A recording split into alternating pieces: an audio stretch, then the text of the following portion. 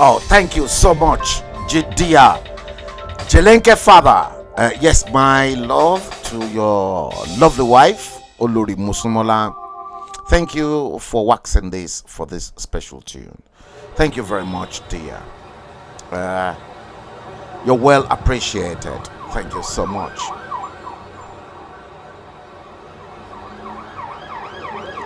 Yes, guys, good evening. Good evening once again. Yes, we are back for another great show, another great stream. Unfortunately, this is not the usual series that many of you are used to. Yes, it is not hashtag the bleeding edge. This time around is a special broadcast, and it is hashtag sounds of mystery. As you can see right on the headline, sounds of mystery. I want you to figure that out. Yes, you can see I moved Frank Bello to the left so that you can clearly see me.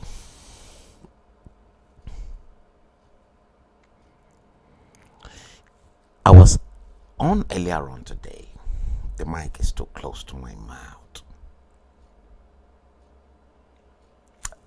I was on earlier on today. I have to say a very big thank you from the bottom of my heart to all of you who joined me on the stream in the service of remembrance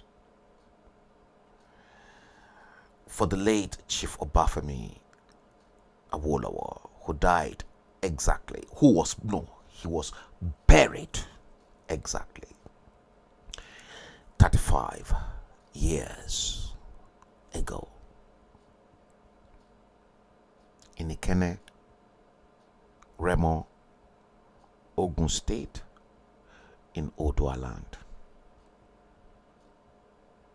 A visionary leader,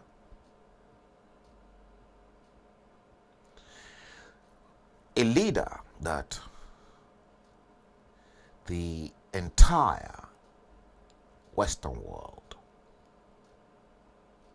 claimed he came before his time. A leader, may his soul continue to rest in eternal glory. That was number one in everything. A leader who made sure that his race, the Yorubas, became first in as much as he was number one. He made sure the Yoruba race became number one as well in everything. Odumegbo Ojukwu said, quote, Awolowo was a leader president Nigeria never had, unquote.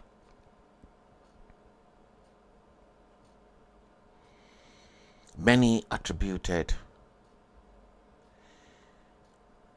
his leadership quality to be the best in everything. The rest of his peers were not very comfortable. And I'm going to show you today why his peers were not comfortable. Hence, this special broadcast. I promised all of you I'll be back 7 o'clock this evening. Hashtag sounds of mystery.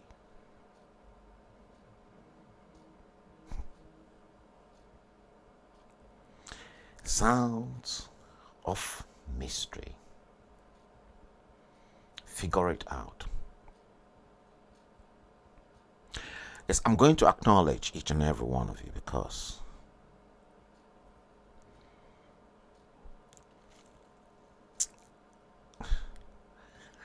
I'm going to show you some few things that you've never seen before again today.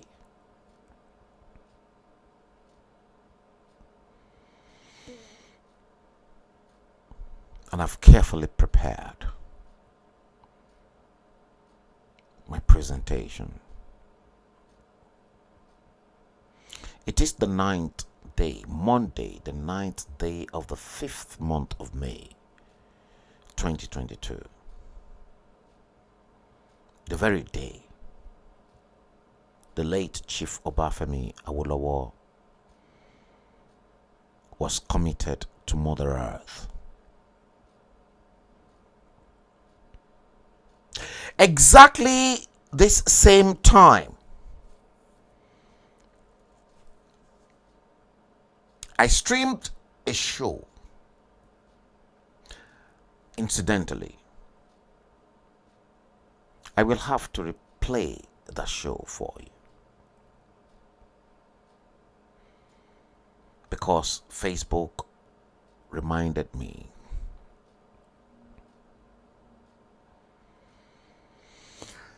Let me take you through the journey before we go into the nitty-gritty of the expose.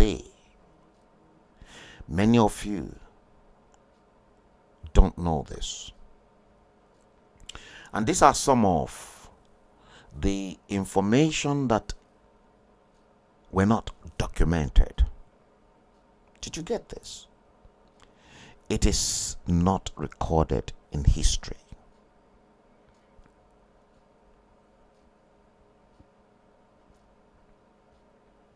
But investigation, just like I investigated June 12th with my own money. I was never an Abiola person. And I don't intend to be an Abiola person. For me, Hope 93 was a hoax, a fraud. Because the same Abiola that was a beneficiary of the Awolowo free education and scholarship in the old Western region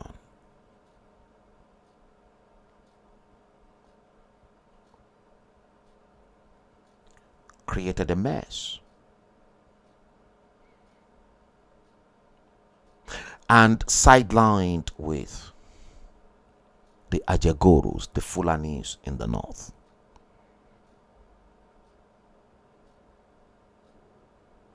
Just to betray the late sage. And I'm going to show you how a Yoruba man equally betrayed the late Chief Obafemi Awolowo, to which today marked the 35th year he was committed to Mother Earth.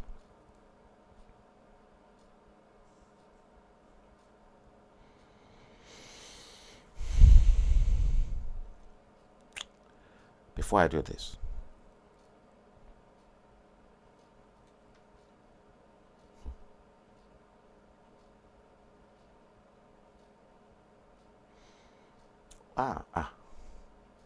Bolao, you are in the house.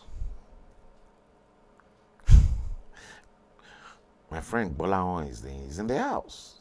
John Craig Bolao. I'll mention your name because I don't even want you to go to Nigeria. If you go to Nigeria, I want the security agents to arrest you, so that they know you've been watching Frank Bellows live stream. Ishola Olalekan Ganiat Allison, thank you. Good afternoon to you all. Mnabuife Chidiebere Vincent, good evening. Steve Osagie, good evening. John Utuk, James Coker, Alaji Aremu Osholade Alakufo.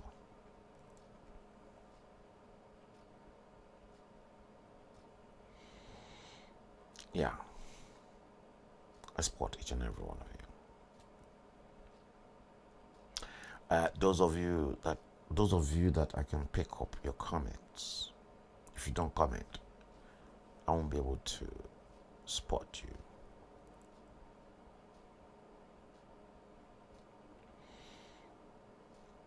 Before we go further,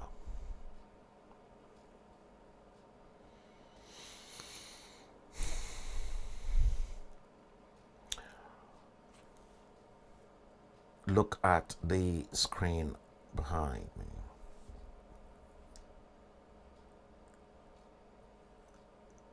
You remember that?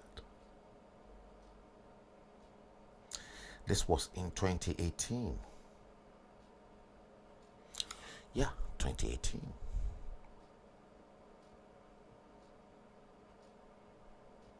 Do I have to apologize to anyone?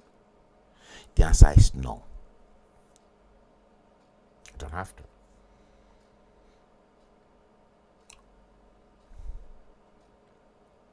I don't have to apologize to anyone, and I don't want to apologize to anyone, and I'm not going to apologize to anyone for that action you see behind me. In 2018.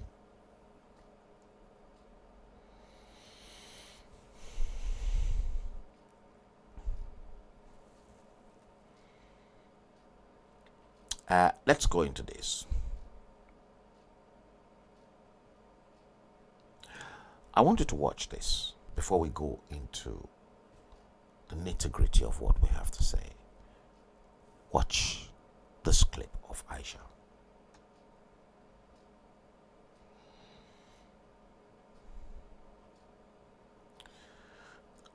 Yeah, I think I have brought it in actually. Okay, let me do it this way. Let me bring this back in. I'm going to bring myself back onto the studio and let me get rid of that and let me bring this back in. Yeah, let me try this now. Never ever felt so ashamed of being a Nigerian. I've never felt this low about being a Nigerian. Nigeria is one country that I've always been proud of. This is my home. I don't have any other one. But for the first time, I've been so ashamed of the fact that this nation actually exists, and not just exists, but it's supposed to have over 200 million people. 200 million people that have turned themselves to dumb slaves. You know, I watched the Ukrainian soldiers when they were singing that they would rather fight and die than to live as dumb slaves. And all that came to my mind was my country.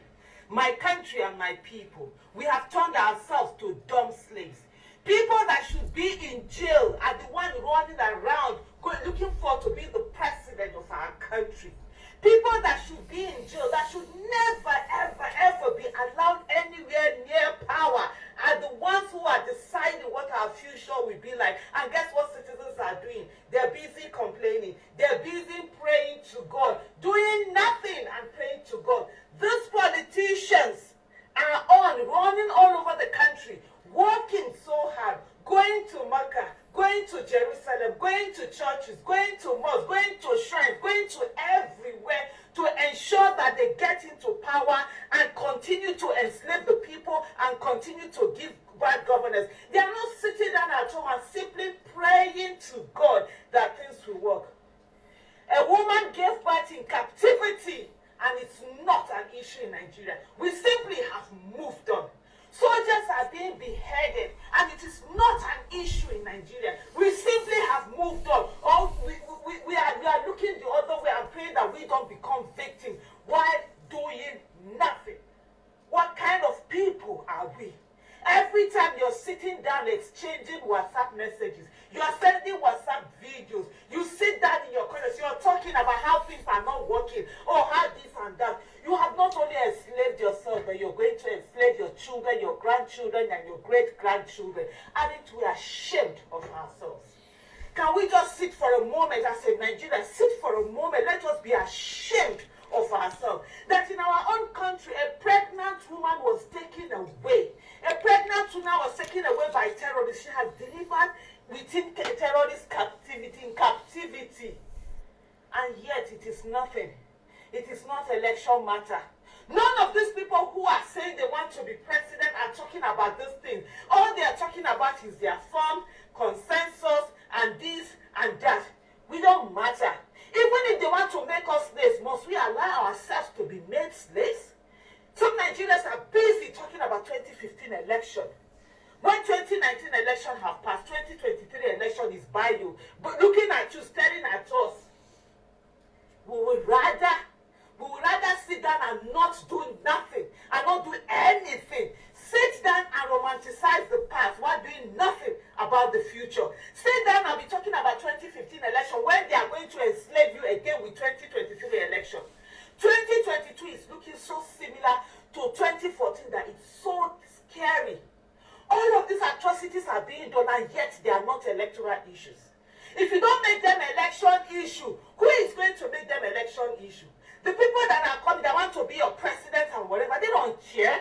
They want to continue. They want to continue to ride on your head because, of course, anybody that has dumb slaves will continue to ride on their dumb head. slaves. They not only use them, but we ensure that their own children and their children's children use them. Our parents were enslaved by the parents of those people. They have enslaved us, and we want their children to enslave our children again.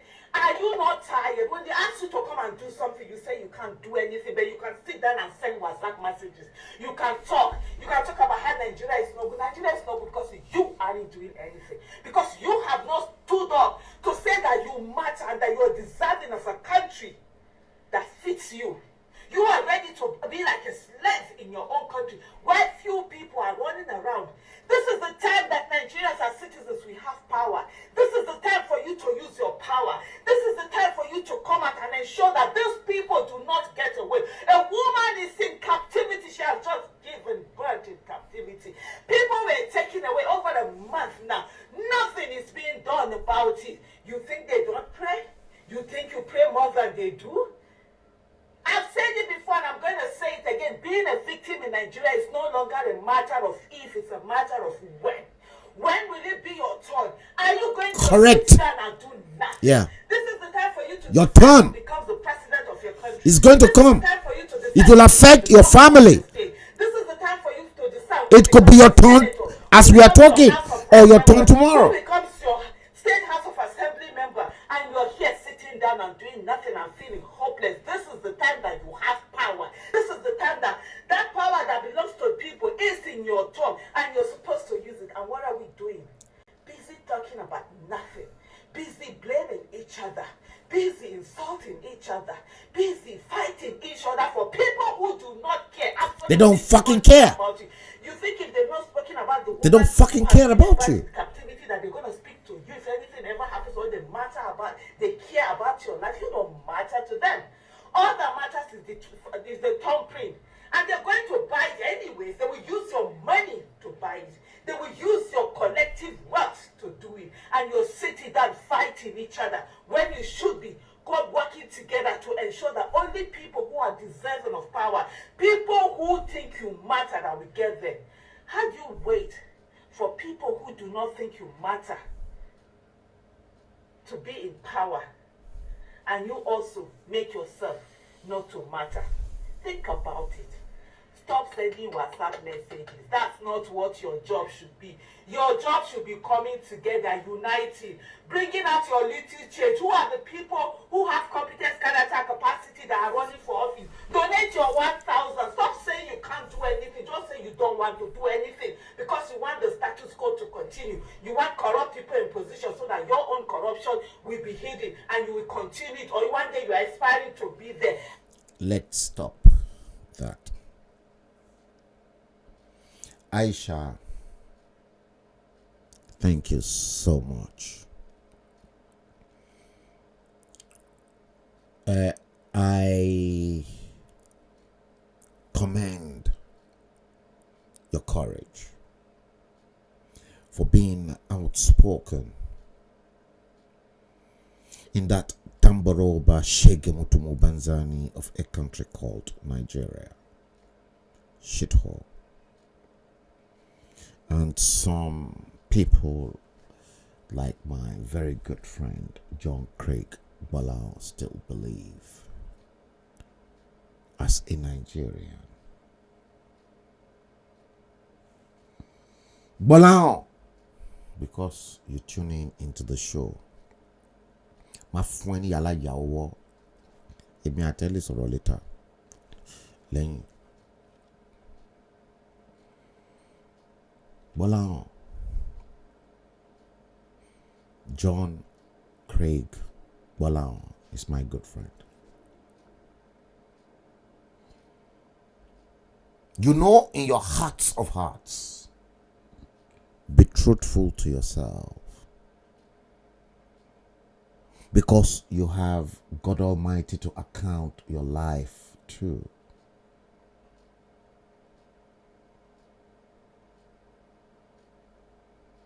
I said you have God Almighty. God Almighty.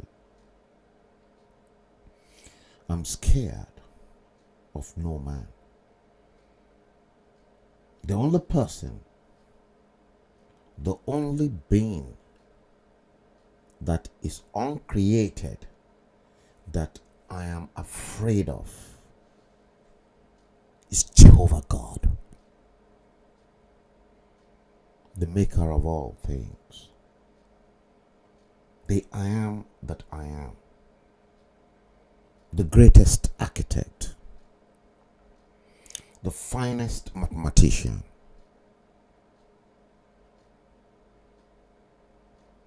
the designer who molded you and I from the dust of the earth, from clay, and breathed his breath into us, that we came into being. That's the only person I'm scared of. Because Bolao, you and I, and many of us, were just a project of God. We are mere mortal, and we will return back to dust.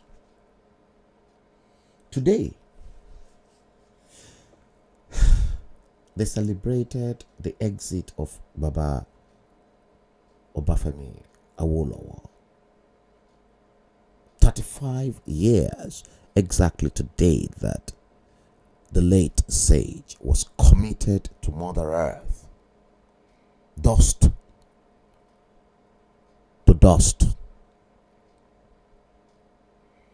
And we don't know when, you don't know when it will happen to me. But now, I don't know when this will happen to you. We only know the passage to which we come into being. That is our entry code into the world. Our exit code. No one knows. And that is a secret. The spiritual source of all creation hold all the time.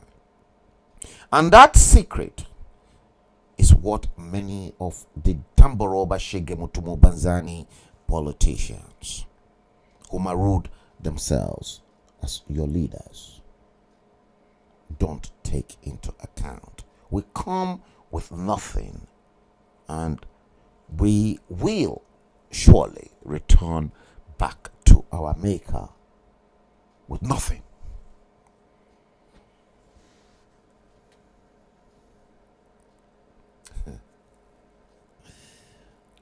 Bolawan is not comfortable. He's now saying Frank Bello police language. Wow. Really?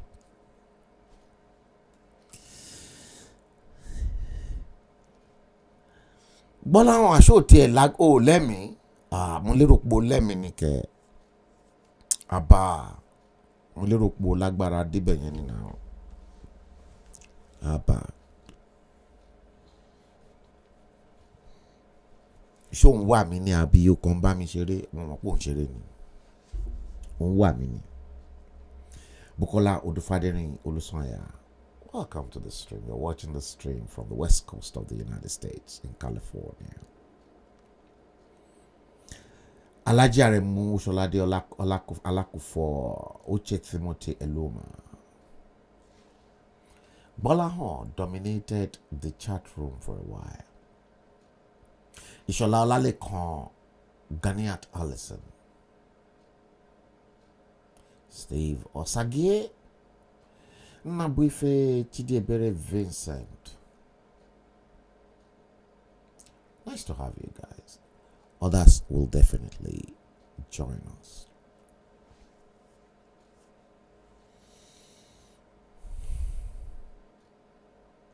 It is terrible. Aisha,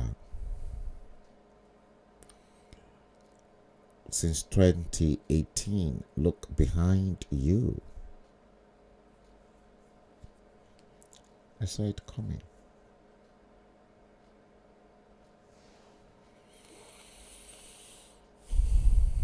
I saw this coming. Not many people saw this. 3, 6, 9.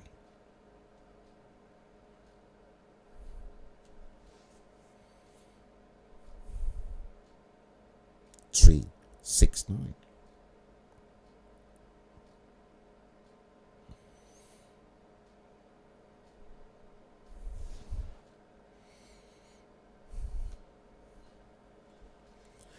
Malam Aminu Kano said, Nigeria will know no peace until the son of a nobody can become somebody without knowing anybody.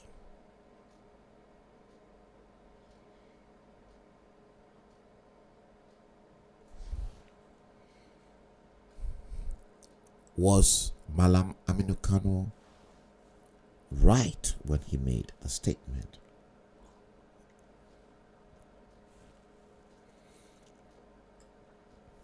Was he right or wrong?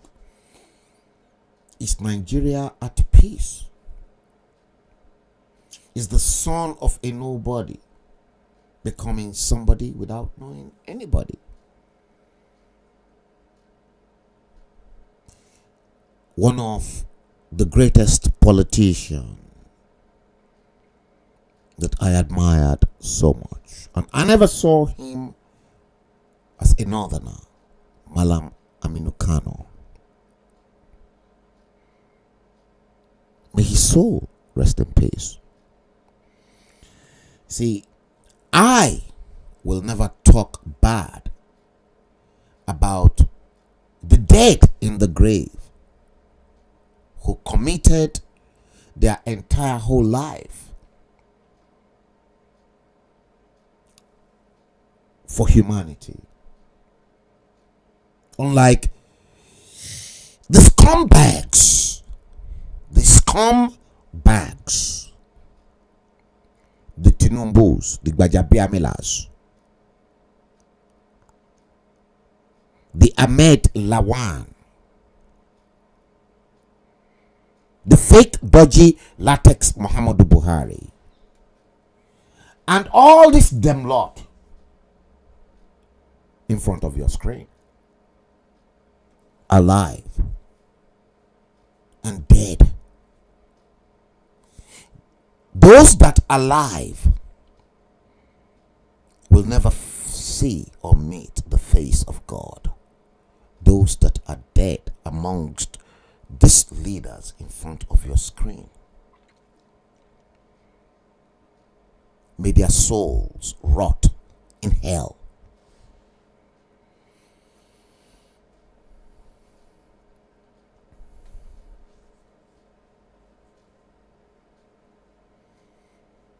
Yes. Thank you. Bukola Odufadeni Olusanya. Atoeze,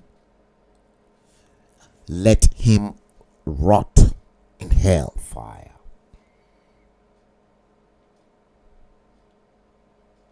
Did you hear that?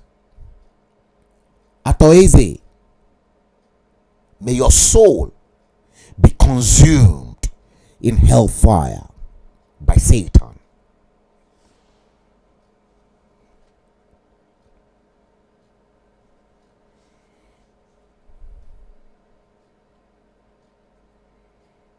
Èyí tán bá bí aláyàbá bá ẹ̀dá nínú gbogbo yín ẹ jáde síta. Èyí tán bá bí family Atoeze dá, let them come for me. Kò ní dá fún aláyàbá bá wọn.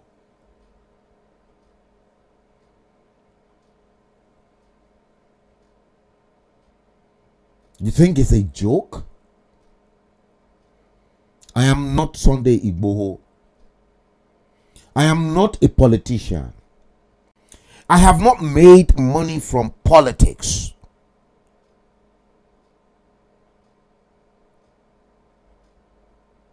And I'm not one of those that deceived you in Yoruba agitation. I thank God for my life. I thank God for the comfort He's given me. Heaven knows. The British government knows. Everything that comes out from this end of the dispatch box to the rest of the world is the truth, the whole truth, and nothing but the truth. I don't give a damn who is Obasanjo, who is Ibrahim Babangida, who is this, who is that, in that shithole called Nigeria. They should break it down. They should break that fucking useless country up. It's about time.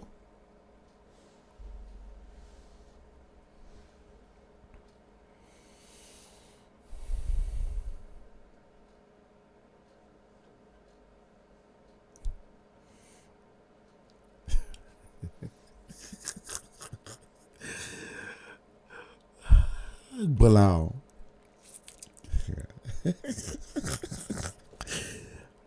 Okay, you guys, you're picking up many of the comments because, okay, if you are not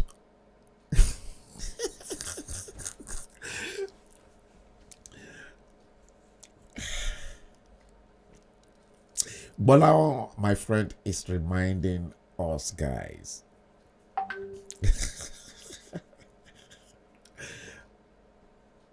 Do you all remember Ali must go, Obasanjo must die? Yes, many of us, including Bolaho, participated.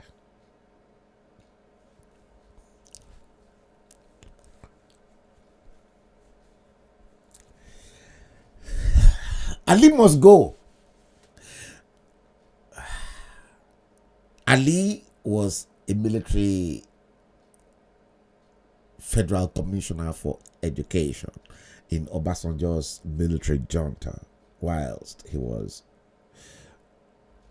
a military head of state, to which the late sage was robbed of the victory.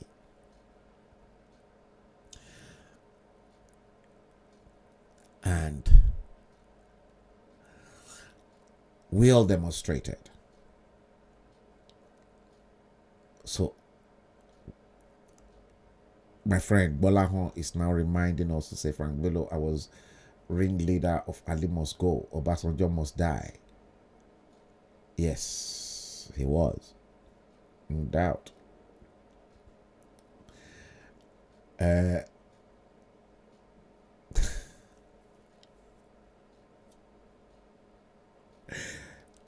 Towards the tail end of his comment, he said, Frank Bello, you are not like this before. Language, please. I wasn't like that before. Yes, Bolahon, you are right. See, Bolahon knew me and he knew I wasn't like this before, but Bolahon,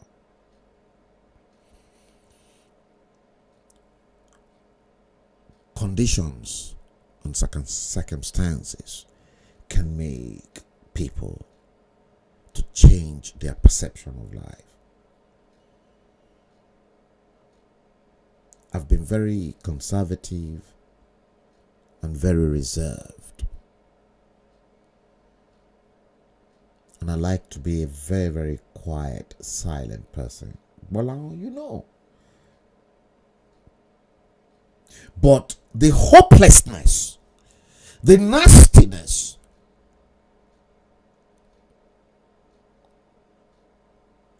the ridiculous circumstances that brought us all into this mess created the monster out of me. Make no mistakes.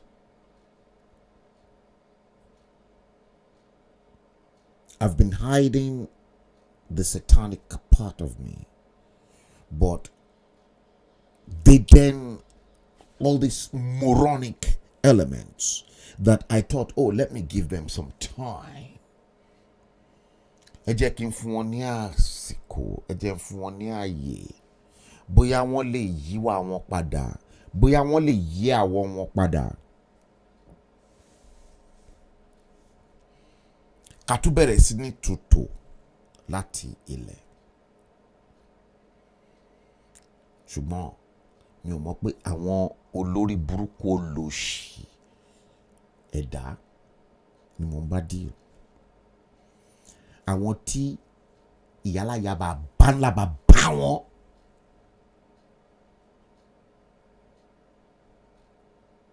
wọn ò ní rí ẹ̀yọ́nú ayé àti ẹ̀yọ́nú Ọlọ́run, wọn ò ní bá pàdé.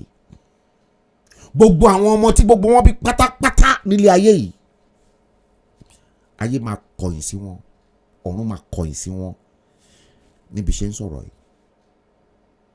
Ilé ayé wọn ò lè tòrò.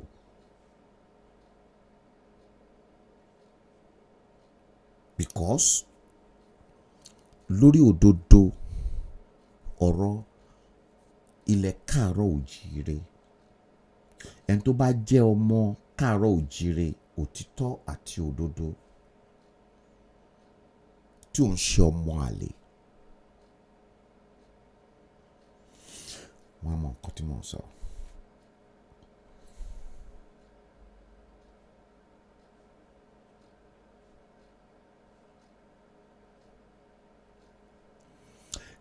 Joseph Ogieho, maybe you need to tune up your I'm just picking up your comment to see your comment that you were not hearing me, which I believe it could be due to your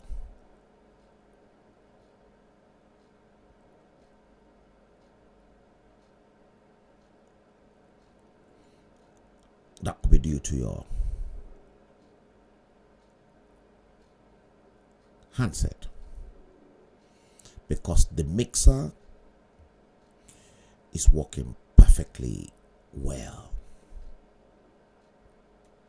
and I can see it right in front of me. Check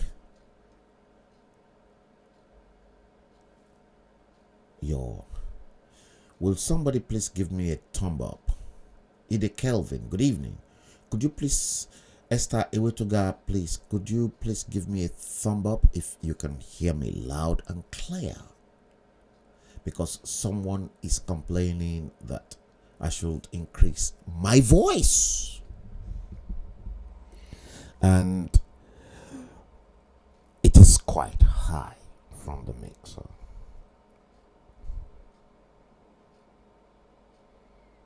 Please say you can hear me loud.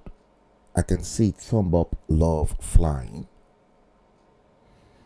But I need someone to please type and then say to me that my voice is loud and clear. Thank you, Nabuife Chidiebere Vincent. Thumb up. Thank you for that.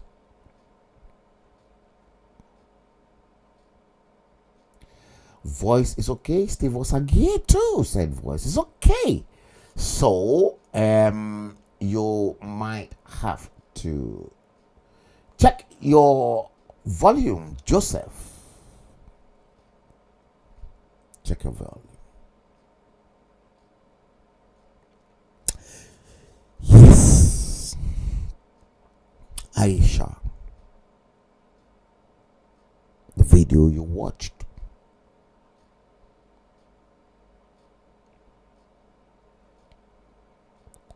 Am I the crazy one, or some other people are equally crazy?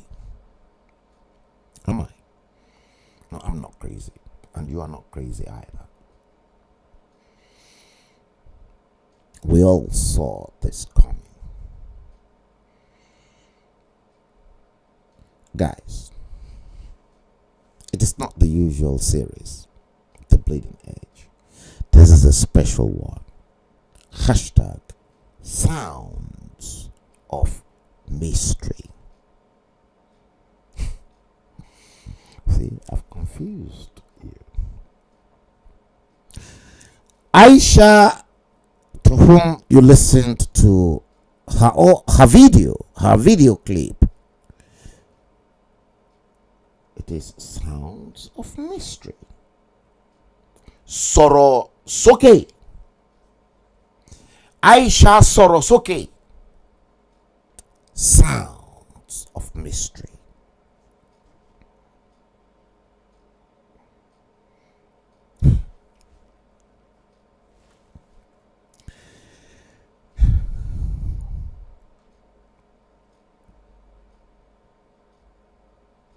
Let me take you through this.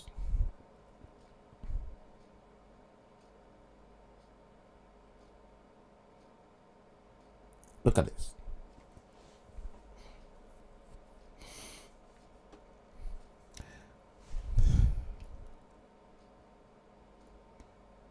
Esther Iwetuga, thanks for tuning in to watch the earlier show today on the late stage.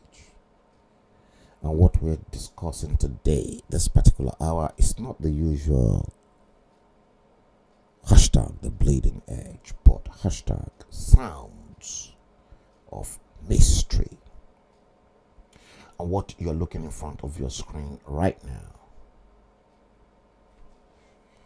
is a numerological formula for the late sage, the man whose legacy was really, really discussed today. Esther Tuga, you were there. Alaja Folake Alawiye was there. Alaja Lola was there. Many of you were all there. You came in. You tuned in. You watched it. But I want to take the service a step further, to which nobody asked me to do it. But I've investigated this a long time. And I think today there's that opportunity for me to express and to bring this presentation to your screen the way it's never been done before. It's the first time. Now, you're clearly looking at the late sage, the late Chief Obafemi Awolowo. Thank God I've got Bukola Odufadeni Olusoya. I think James Coker too. You were on my show to decipher the life path. Chief Obafemi Awolowo was born 1909 and died 1987. His entry code to this plane of existence from his date of birth is DOB, 6th day of the 3rd month of March 1909. Decoded 6 plus 03 plus 1909 equals 1918. 1 plus 9 plus 1 plus 8 equals 19. 1 plus 9 equals 10. Looking at this path, I have no doubt to convince myself that the late Chief Obafemi Awolowo, when 10 was subsequently collapsed, 1 plus 0 equals 1. So that produced for us in Yoruba land a life path 1.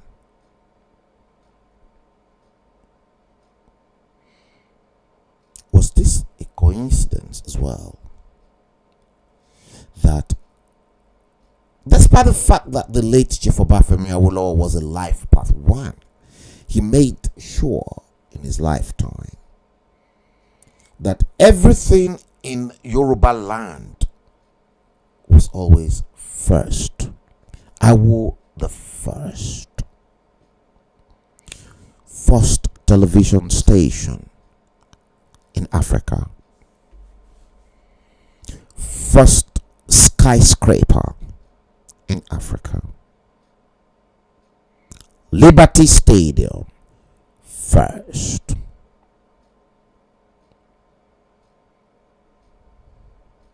Everything always number 1.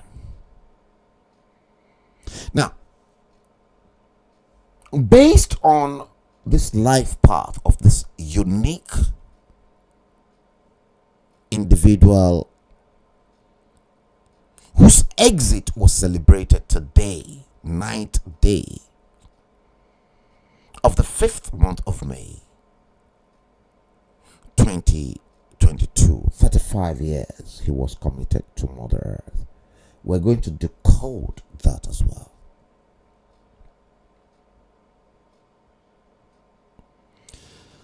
And you see the likes of somebody like myself still very much glued. I use the word glued in this description to this great legend of all time. Why? Because I am a classic example of that beneficiary of the quality education Awolowo created. Classic. Yemi Oshibajo too. Classic. Sister Tokunbo, a medical doctor, the only surviving child of the late Chief Obafemi Awolowo. Classic. Awolowo established this same free education. Sister Tokunbo is in her 70s right now, for your information. And Sister Tokunbo, Awolowo Dosumo, Dr. Ambassador Dr. Dosumo, Ambassador Dr. Tokunbo, Awolowo Dosumo. Yes, you heard, a medical doctor. Went through the same educational system her father created in the Western region.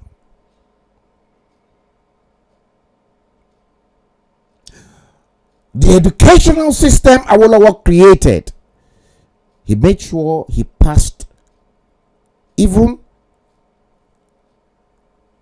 his own line through it to test the effectiveness of it. Just like myself, a beneficiary. Now, many people will now begin to see why I'm an Aoist, and I continue to say to you, Nigeria is a fraud.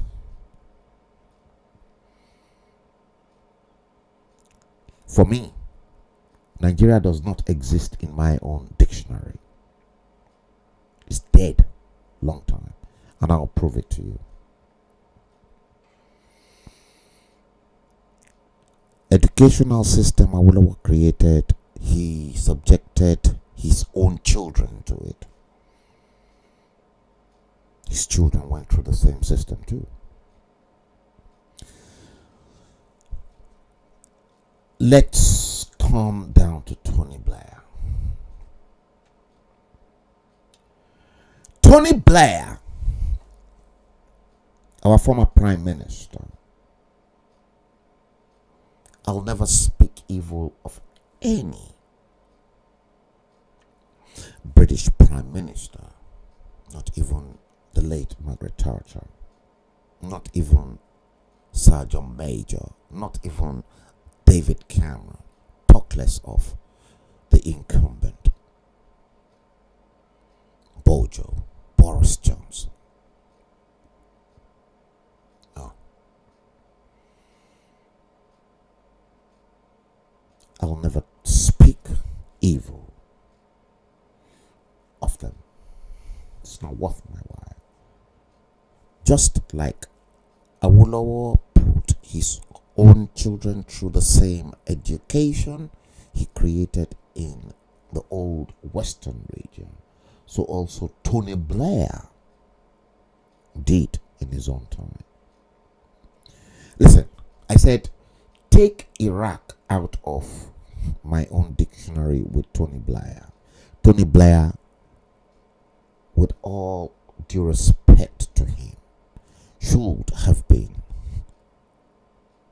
the next successful Prime Minister of this great country, the United Kingdom, after Margaret Thatcher, because Tony Blair promised all our children before he became Prime Minister, and the very first time I will vote a Labour as a Conservative. Education, education, education. He fulfilled that promise. Turned many of the failing school in Hackney round, to which I was a governor at the time. Tony Blair, I salute you.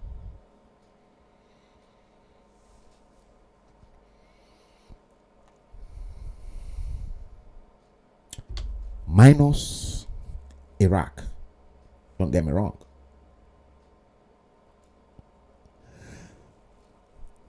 I never supported Tony Blair on Iraq issue. And that's why I will continue to buttress my argument. Minus Iraq, Tony Blair, God bless you.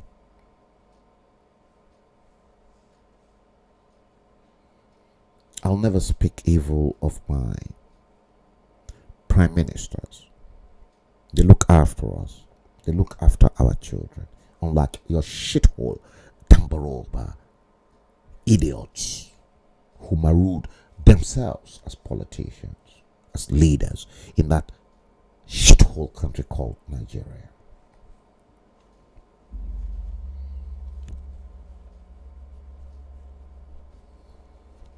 Yeah. Hashtag sounds of mystery is what we are talking about. Totally different from the bleeding edge. And I'll tell you exactly what happened. The communications that I had with someone. I'm not going to mention that person's name, but I'm going to go in there later. Now, Chief Obafemi Awolowo's entry code, Life Path 1. Let's go a little bit deeper.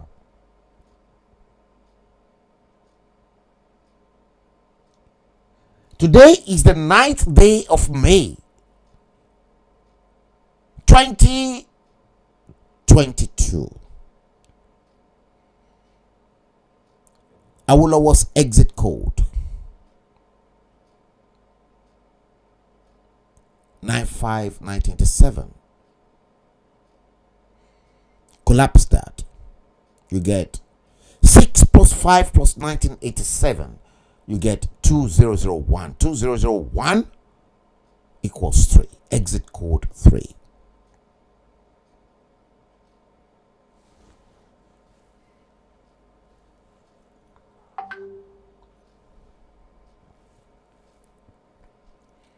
Obafemi Awolowo's exit code 3. He came to this world. His entry code, Life Path 1. What you are looking in front of your screen, guys, is spiritual. And in Yoruba land, Tobani Akobi ni eniyan.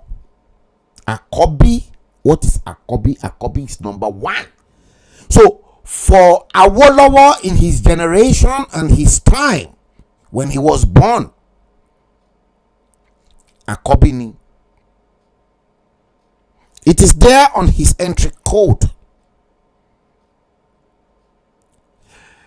Tí àwọn aláwo tí wọ́n bá máa gbé yẹ̀ wò, wọ́n ní àkọ́bí ọmọ ló bí, ọmọ àkọ́bí ẹni. Dandan kọ́ ni ẹni tó bá jẹ́ firstborn ní àkọ́bí. Àkọ́bí kó lè jẹ́ ìgbẹ̀yìn tó máa jẹ́ pé life part 1 ló mú wá sílé ayé, tó máa gbé family yẹn, tó máa gbé dìde.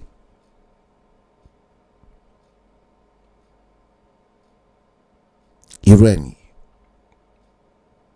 bàbá o, his entry code as A1, and he demonstrated everything throughout his life, his political service to the Yoruba land as number 1. Go and watch something, a video clip to which people always say. They refer to him as always number 1. You see, many referred to Awolowo as a number 1, but here you can clearly see it. Why he was always number 1 in Yoruba land. First television station, even before phones. Exit code. He left this world with an exit code of 3. exactly today. 9. It's supposed to be 9. 9, 5. You see, Ibitimutin rush. I made mistake. Instead of 9, I typed 6. So that tells you 6 and 3, 6, 9. But when you calculate that 9 plus 5 plus 1987, you get 2001.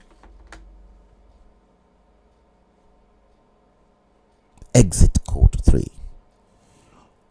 Now, ẹ jẹ́ ká bèrè lọ́wọ́ ara wa kí ni nǹkan tí 3 yẹn mean. Ǹjẹ́ ẹ mọ̀? And what is the significance of that 3 of his exit code? Father,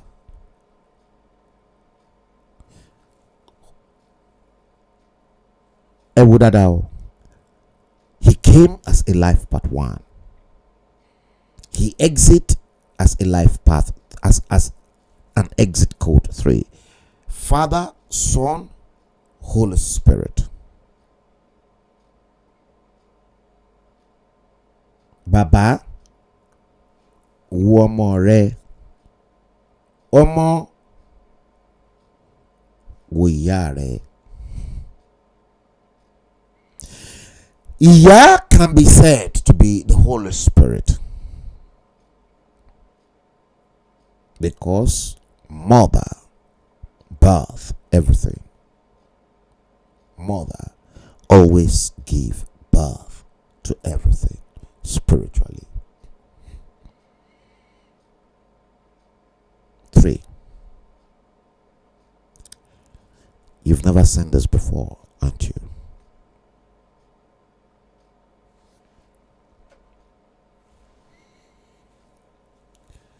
You've never seen this before. But there's a lot attached. Come on, you. There is a lot attached to the late Chief Obafemi Awolowo's exit.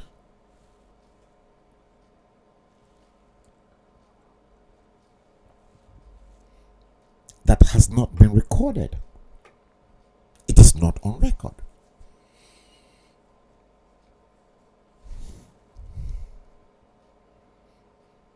Did you get this? You'll never find it on record.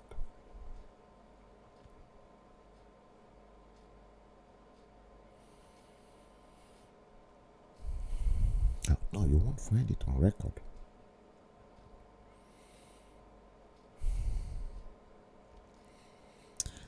He came as a life path 1. Awo. He exit as a life path 3.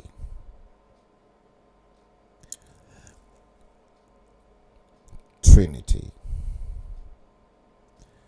Father, Son, Holy Ghost.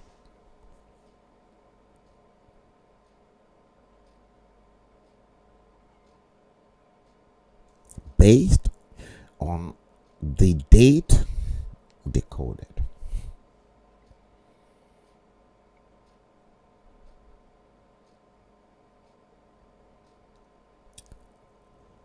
I said not on record.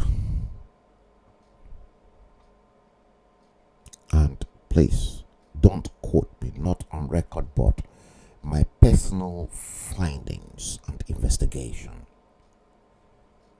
Deep rooted into the mystery.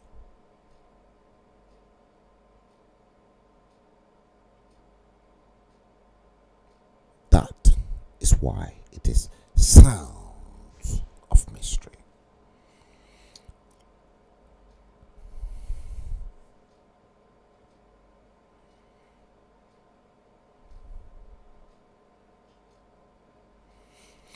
That is why you've got the sounds of mystery.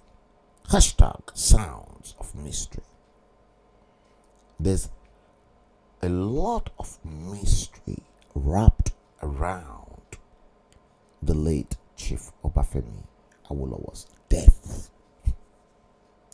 That is not documented. Sounds of mystery.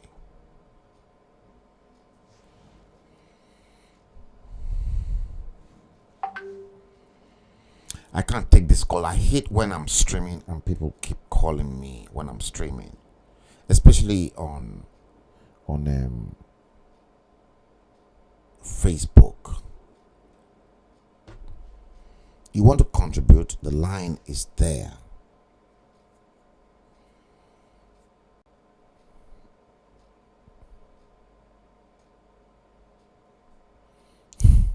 I'm coming back to that Bukola Odufaderi Olusanya.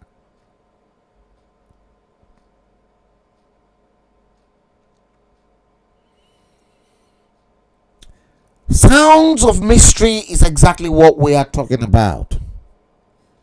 Awolowo Life Part 1. Today, 9th day of the 5th month of May 2022. 35 years. Chief Obafemi Awolowo was committed to Mother Earth. Was buried. And there was a service of songs in his honor that was streamed earlier on. But I tell you, and not many people are aware of this. Unlike some stupid, shady motherfuckers who claim to be Awoist, but they're not. But they're just trading. They just want to wear, oh, we are Awoist, but they're not in real sense. The only last Awoist that I know still standing today, well, two of them that I know of.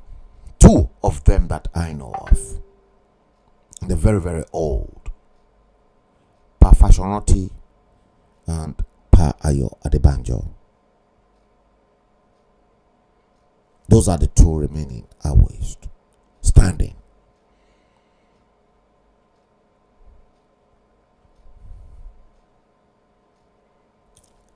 Awolowo died for the cause of the Yoruba land. If you don't know, you better know now. I said it is not documented, but my own personal investigative skills that brought this out. It is not written down. And I've not been sent. But I investigated this privately.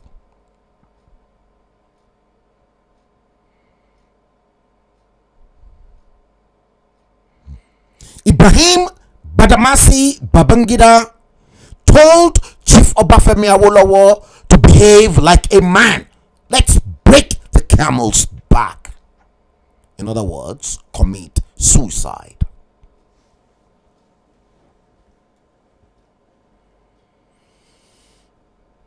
Ṣé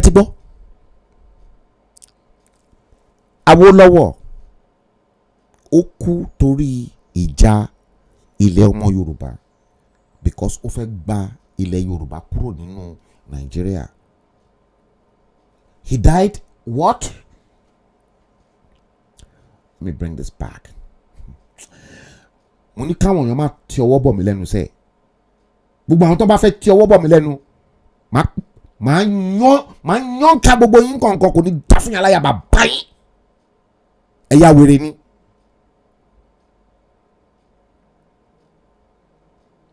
Tó bá wùn yẹn gbé orúkọ mi lọ síbi kíbi tẹ́ bá fẹ́ gbé lọ, wọ́n á sọ fún yín pé eléyìí má fi ọwọ́ kan ni o, kò ń ṣerun ẹ̀, wàláì.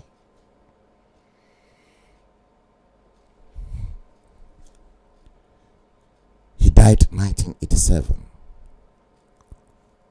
Who was ruling at the time? Tani, head of state, tó sọ pé kí Bàbá Awólọ́wọ̀ lọ ṣe bí ọmọkùnrin.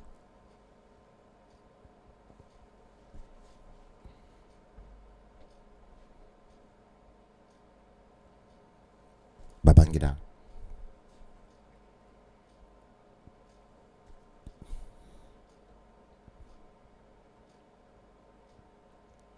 Thank you, Esther Iwetuga. You were there all throughout.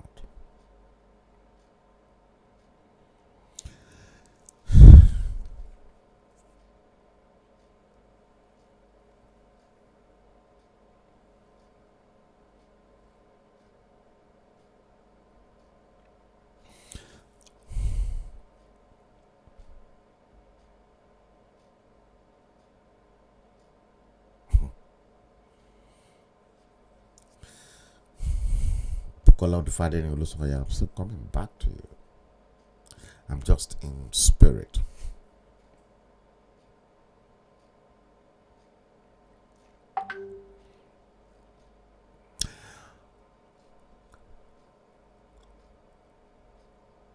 Baba Kekere sold you.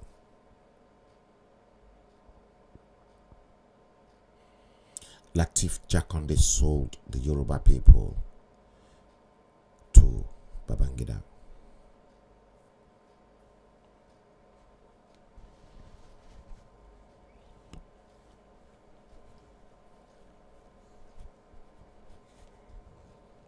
Ó ti dé ojú ẹ̀ tó yẹ ká fọ́ gbogbo ọ̀rọ̀ yìí ká sí wẹ́wẹ́. Wàláì.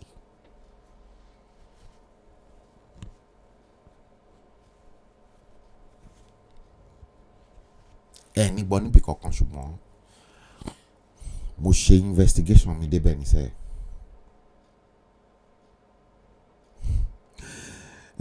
Chinedu Okorocha, you said, how come I love Babangida? I don't love anybody. I don't love Babangida. I love Babangida because of his ideology to dismantle Nigeria and break power from the center of government, to which I already showcased to you. That was what brought the likeness. He saw this problem that period in 2007. In 2007, IBB has been advocating for a complete dissolution of power. If you don't know, you better know.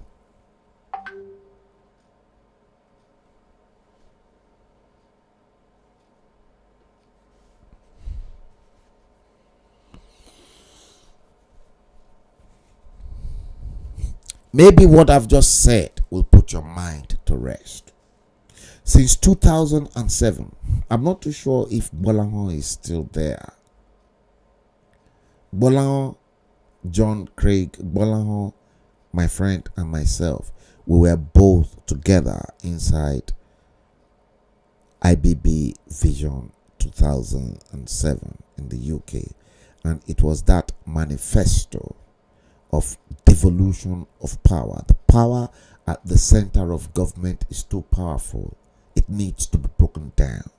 Let each state be a country of its own in the confederating unit.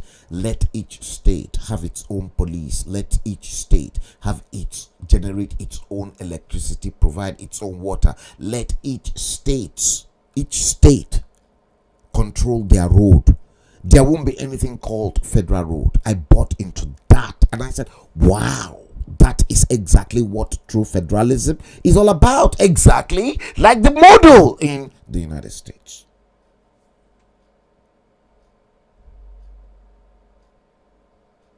This is not about that. And I hate my focus to be taken away from me.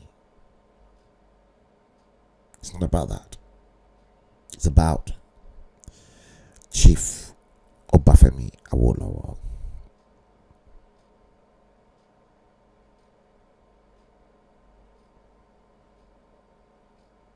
Who many of you don't know. Many of you still don't know that Baba Kekere, the former governor of Lagos State, the late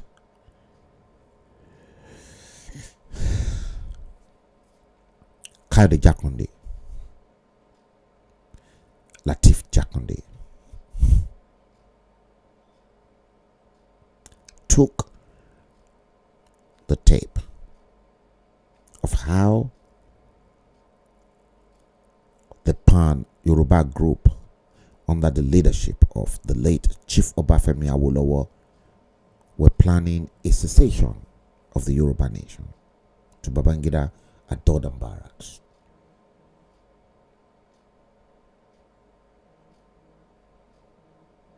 Babangida got hold of the tape. Everything leaked out.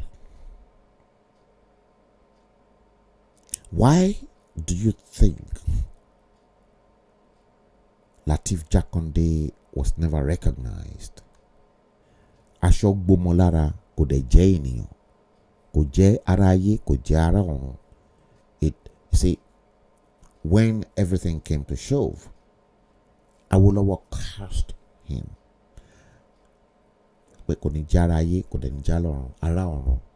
Aṣọ ó dẹ̀ máa gbọmọ bàbá kékeré lára ni. I'm not too sure whether he cursed his generations that were yet unborn.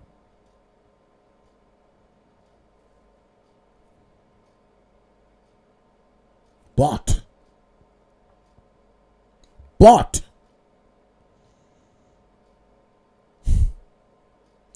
a ní àwọn nǹkan kan wà tí gbogbo yín ò mọ̀ sẹ́.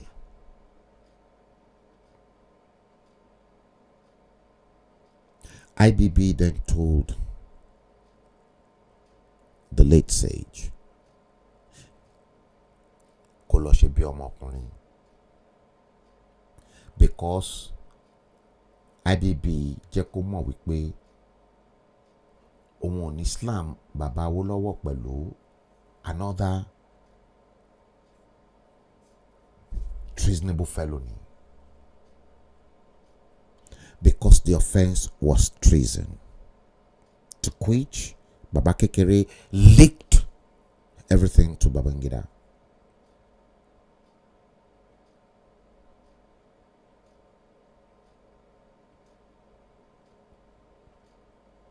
So IBB then told Papa to behave like a man. Kò ṣe bí ọmọkùnrin. Baba had to make a request. He made a request. Pé IBB jẹ́ kó celebrate the last birthday òun, and after that òun á ṣe bí ọmọkùnrin. Hence, today, 35 years.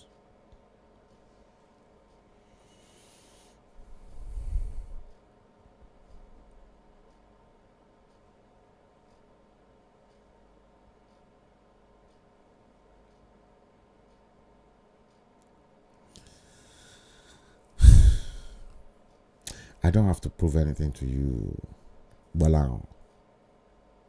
Just sit down and watch. Now, you see, many of you are saying to me, do I have proof? I said it. Listen, I want you people to please listen from the beginning. I said it is my own personal investigation. It is not recorded. There are many things that were not recorded. I've said it before I started. Please go and watch this all over again. Listen to me very, very carefully. If you cannot listen to me carefully, please. I hate to be taken back again. I said it is not documented, but my own personal investigation. Ṣé ẹ lérò pé gbogbo nǹkan tó ṣẹlẹ̀ láàrin Abiola àti Babangida àti Abacha ló not document ni? You're wasting your time. They're not documented. They're verbal. And many of them on tape that can never be released to you. If you think Nigeria will release voice Kiniko to you that was during Babangida or Kiniko that were classified as secret and confidential, stop wasting your time. They won't release them. They can only release those ones that will buttress their argument, such as Gowon's civil war and this and that, independence celebration. What they want you to see, they will release. Stop it. You're all nuisance. If you cannot use your head, you're stupid. Listen. Open your ears.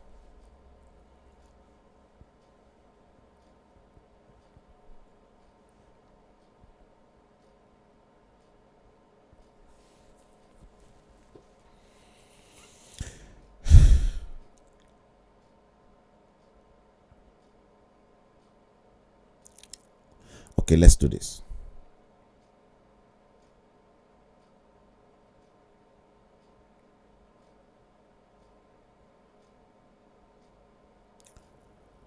There's one I want to show you here. I'm bringing it.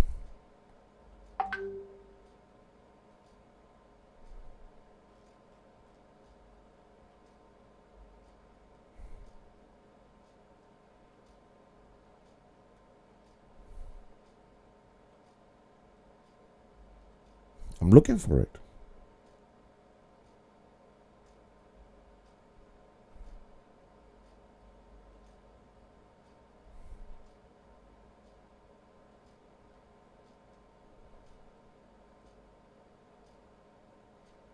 Yeah, I'm still looking for it, guys. Just give me 1 minute. Okay.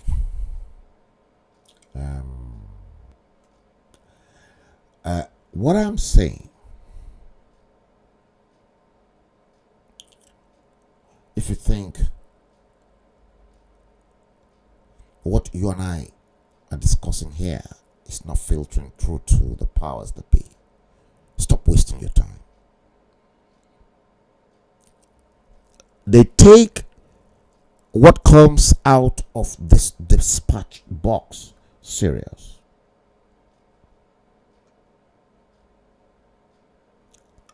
Listen to this. What do you think will happen in Nigeria if nothing is done? And could the country actually implode? Yes, it can, and it will. I'm sorry to say that I am not Islamist. Nigeria can implode, it will implode. What has gotten us to this position is the denial on the leadership, is the denial on the elite that too big to fail. Nigeria is not too big to fail. When you have governors crying, making open statements, pointing accusing fingers at the president that the security situation is bad, now they are roping people in traffic. Yes, Nigeria can, and it will, unfortunately. In the years that I've been involved in this, Congressman, you know that we have pushed, I have joined you to many meetings to push for an envoy for Nigeria. We produced this book. This is a 310-page book on the silent killings in Nigeria. It is Sounds of mystery. Hashtag. For the United States, the British government, the French government, the German government to do something quickly as possible. And I think the best way, including doing the visits by Congress people, is for the President of the United States. Did you remember when I say to you that the keys to unlock Nigeria yesterday lies in Westminster? People are listening. They've been listening to me. Let's carry on. An envoy as a matter of urgency. What Nigeria is faced with now is existential. It is existential. And if Nigeria implodes, right now, Chad just lost their president. Niger just suffered a coup. Benin is unstable. Cote d'Ivoire is unstable. Mali is unstable. Cameroon, the man there. The way it is currently, Nigeria is fighting both a religious war and a tribal war. And the religious war is from the people who want to implode and put in the jihadi, faction and way of life, as well as a tribal war where we are seeing the Igbos and the Yorubas and the Hausas all saying that they want to separate from Nigeria. I feel like the first things to be on the agenda should be, how do we disintegrate Nigeria? How do we make Nigeria go back to, everyone goes back to their own particular space? Looking at the history of Nigeria, you would see that the founding fathers of modern day Nigeria never wanted Nigeria to work, and that was why they put Was that not discussed yesterday? It was. We're talking about how much people migrate to other parts of the world and develop other parts of the world. Most of the people who do this are the Igbo speaking tribe of Nigeria. They're the ones who are most concerned about development and progression. But there are some sect of people in Nigeria that are seeking to hold Nigeria down, and you've mentioned them. We all know them, and they're the Fulanis. They're the ones who are hell-bent on making sure that Nigeria becomes South Sudan or becomes... We're coming back to the Fulanis. We're coming back to them. I'm coming back to the Fulanis. Breed of militants that will be sent all the way from Nigeria to other parts of West Africa to cause even yesterday's stream for Africans. So I would say this, and this is just my suggestion. It doesn't have to be followed. But I would say that right now, all hands should be on deck to see how we can disintegrate Nigeria. Disintegrate, dismantle Nigeria, disintegrate, dismantle. People are clamoring for whatever they're clamoring for. How can we ensure that they can go back and create their own nations in Nigeria and see how those people can develop, collectively as a group or as a tribe? Because if not, if we continue to say that we want to go in and create a system whereby we help people in power, they've already infiltrated. We will only the Americans will only be giving the secrets to the enemies, and that's the fact. We would only be empowering the enemy. Yes, indeed. Yesterday, we went through this. Bolan, you were not there. You probably must have watched it at some point in time later. Esther Wetuga, you were there. Live.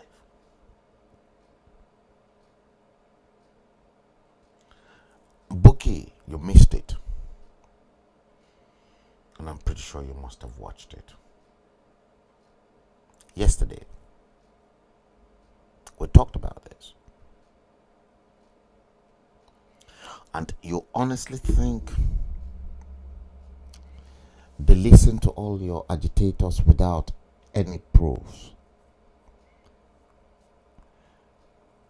The British government, they monitor what comes out of me. They know who I am. The Damboroba Shegebutumu government, they monitor me. They know who I am. I even pointed my father's house to them. You don't be a liar, bye. Don't be nínú, go there. Don't be a go there. Lọ sí Àkúrẹ́, lọ sí ilé Àbáyédẹ́kẹ́ lọ́bẹ̀. Tọ́n bá bí ẹrẹ tí òkú ẹ̀ ò bá ní jáde níbẹ̀ pè mí ní ọmọ àlè. Òkú ẹ̀ wọ́n á gbé jáde kúrò mẹ́yìn.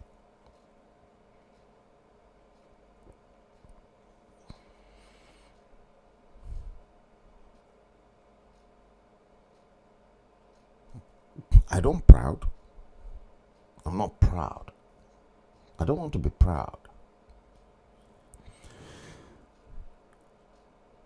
To claim who I am. But the fact of the matter that I want to buttress to people is don't cheat your fellow human being. Preach love. Awolowo preached love. Awolowo showed love to people like me. And that's why today they were talking about his legacies, what he left behind. I am one of those legacies. Fantastic education. I was a guinea pig of Awolowo's education, of everyone. There was a time in Nigeria when people don't send their children to private schools. There was a time when primary school children were fed. One je yala yaunje etiboni. One bon ọmọ mi. Oúnjẹ yẹn lásán ló ń gbé lọ sí school tó fi ń kàwé. And the caterers cooking is exactly like those caterers with big pots. They've got in the primary school, they've got big government demonstration. Lonitolo, Nigbaja, big pot. And they even cook for many of the many of the primary schools around Surulere axis. Cooked from government demonstration. Go and ask Femi Gbajabiamila where is that primary school opposite. Mama, for any description you opposite Victor Abimbola Olayas Hotel. What is the state of that primary school? Femi Gbajabiamila, your constituency. The primary school, Minidarukwe, ẹni tó bá wà ní Surulere ní òní ẹ lọ sí primary school yẹn opposite Papingo nightclub, Stadium Hotel. Ẹ lọ síbẹ̀. Femi Gbajabiamila, you are a stupid man. You are crazy. Oh, tún constituency ẹ ṣe. Salvation Army. I've just mentioned the primary school to you. It's now housed by pigeons and drug dealers. A primary school that was built solid, that should have been maintained. Ede fẹ́ jẹ́ kí mama bá yín rẹ́rìn kò ní dá fún yàrá yàbá bá ẹ tó bá fẹ́ jẹ́ kí n bá wọn rẹ́rìn kò ní dá fún yàrá yàbá bá ńlá bá yín. Èpè kábìtì òní mama ṣẹ́ fún yín ó bàjẹ́ fún yàrá yàbá bá yín. It's gotten to that stage now. I'm not in a stage whereby some people will come here and then say, oh, Baba Bello, am I allowed to change the modus operandi Bashan stream? I'm back to my modus operandi now. Yala yaba banlayin. I don't belong to any fucking Yoruba group anymore. Ọ̀ka mi lọ́wọ́ kó torí pé kí ni mi fẹ́ sọ àwọn nǹkan bí tó yẹ kí n sọ torí Yoruba agitation. Mi dẹ̀ sínú group kankan mọ́ ń sìn. Ẹ jẹ́ àfọ́ gbogbo ẹ̀ka sí wẹ́wẹ́ kó bàjẹ́ fún yàrá yàbá bánlá bàbá yín. Yàrá yàbá bánlá yín kò ní dá fún.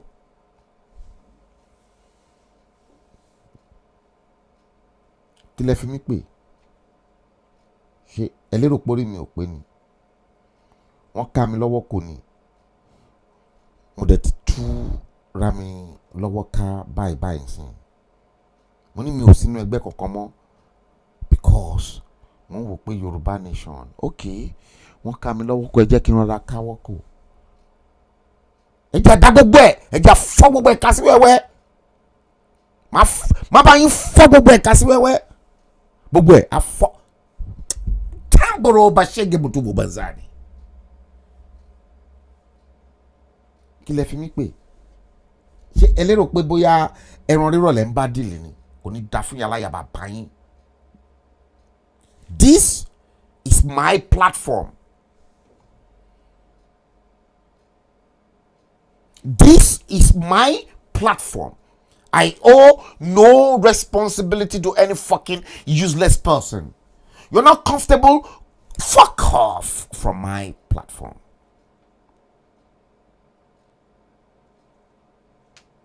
I don't care who you are. You can be fake fucking dodgy latex Muhammadu Buhari or a... Do I care? No, sir.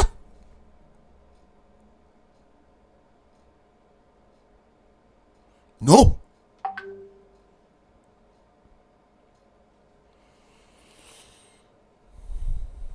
No. Because I'm fucking angry. Too fucking angry.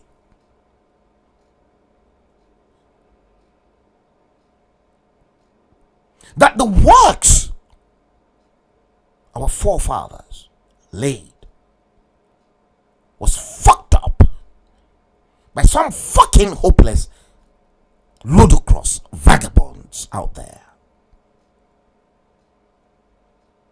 Wọ́n ti ká mi lọ́wọ́ kò ní, mo tún ti jí padà, and I'm back now in my usual self that no one can control.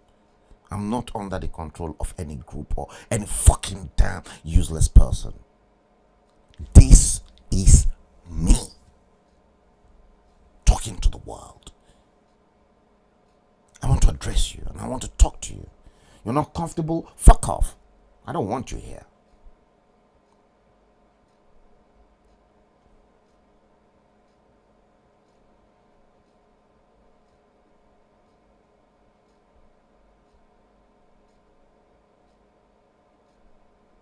True. Sounds of mystery. Many of you were not expecting this. There's a lot more crazy stuff coming up now very shortly. A lot more crazy stuff coming. Let me assure you.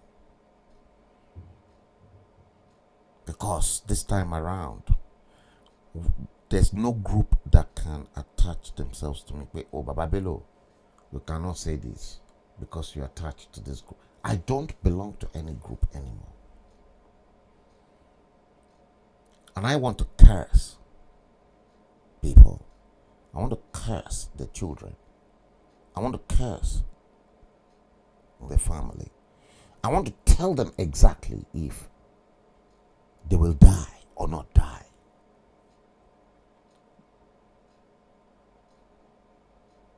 Ibi tí agbára àwọn èèyàn kan tí ó gbé dé ibẹ̀ ní tẹ̀lómi ìgbé ti bẹ̀rẹ̀. Ilẹ̀ dẹ̀ ń yọ̀.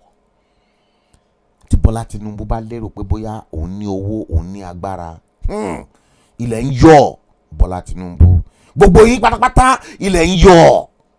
Ilẹ̀ tó ń gbé alágbára ṣubú ó ń yọ̀.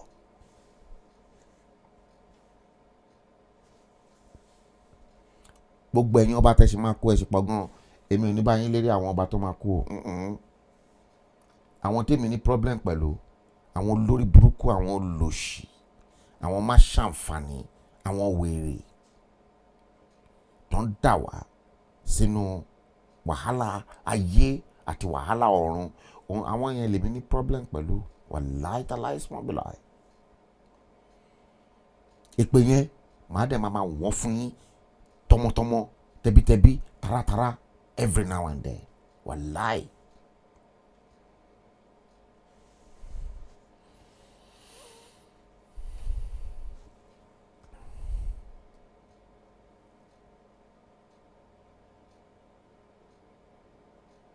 ẹ wò mí dáadáa ṣé ń gbọ́ mi main ní interest o láti lọ sí orílẹ̀-èdè tó ń pè Nàìjíríà tó bá ń retí mi òfò ọjọ́ kejì ọjà ló ń retí kàkà yẹn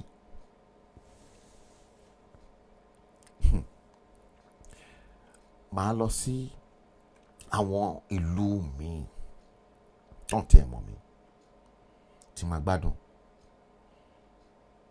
táwọn ọmọ mi gangan dẹ̀ ń sọ fún mi pé àbá you don't have to necessarily go to Nigeria daddy ibi táwọn ọmọ tèmi gangan tí mo bí tí mo fokó ara mi tí mo fi bí ibi tó ti dé èmi gan tí mo jẹ́ bàbá wọn mi ò tí ì débẹ̀ wàláì ní gbogbo orílẹ̀-èdè ayé yìí àwọn ọmọ mi tí mo bí tí mo fi okó mi bí ibi tí wọ́n gbé ti dé èmi gan tí mo jẹ́ bàbá wọn mi ò tí ì débẹ̀ I'm telling you because ìrìn mi kò kọjá UK sílùú òṣì ìlú ìranù ìlú kìlú ìlú tí ò yẹ kéèyàn proud of tẹ́ ń pè nílùú ó nìyẹn ṣe rí torí ẹ̀ náà ṣe tàfídà ló fún mi ní pálí yẹn dalí tó ń jó yẹn tí mo jó yẹn tàfídà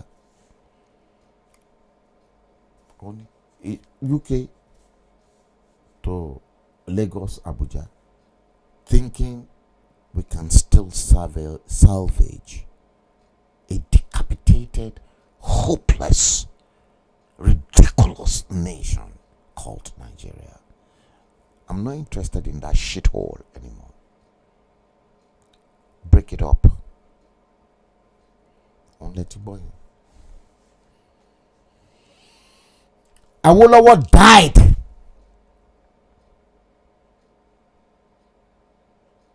in the struggle. Father, Son, Holy Ghost, exit code, entered this plane of existence as a life path one. Exit with the Holy Trinity.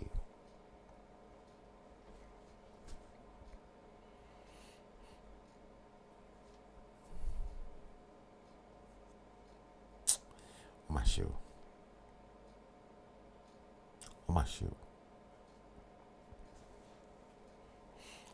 Let's do this. Before I begin to bring, let's see what we can do here. I've got a couple of stuff for you.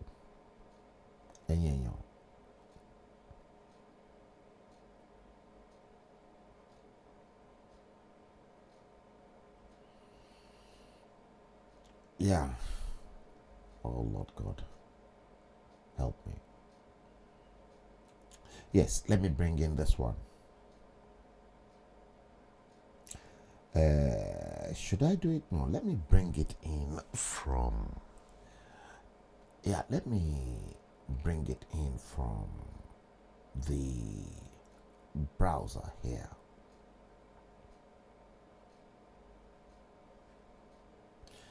Let me bring it in from the browser. Yeah. Okay. I think it is under that. Excuse me, guys. Yeah, I think it is here. Yes. No, it's not that one.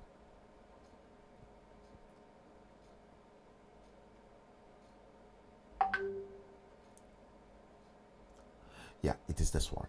Let's bring this one in. I hope it is going to play well. Watch this before I do that. Let me see whose comment is here.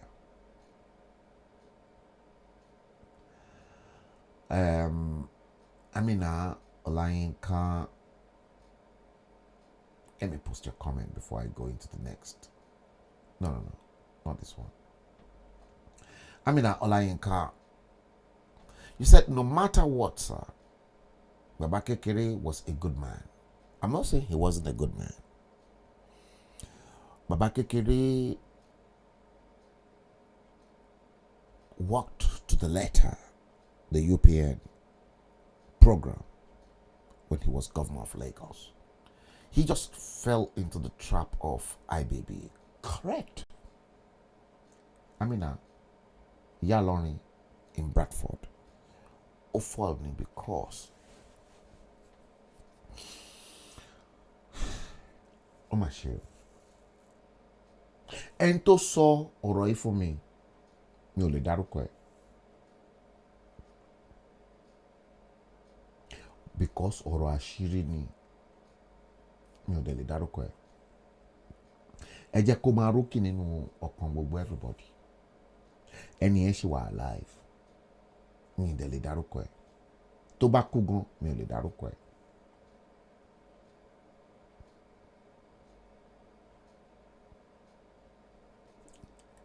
Ẹni yẹn ó ń ṣiṣẹ́ pẹ̀lú Babangida ní Dodan Barracks ní period yẹn. Ẹni tí mo dẹ̀ mọ̀ ni. Òun ló túbẹ̀ ń bẹ ọ̀rọ̀ àṣírí yìí nípa ọ̀rọ̀ tape recorder. Babangida dẹ̀ seize tape yẹn. Ìgbà tí Babangida seize tape yẹn, Babangida dẹ̀ pé papa ní Ìkẹ́nnẹ́ pé òun fẹ́ rí òun àti mama HID the next day. Wọ́n dẹ̀ débẹ̀. The same person tí mò ń sọ yìí. Ẹ má jẹ́ kí n dárúkọ position to hold. Wọ́n máa mọ̀.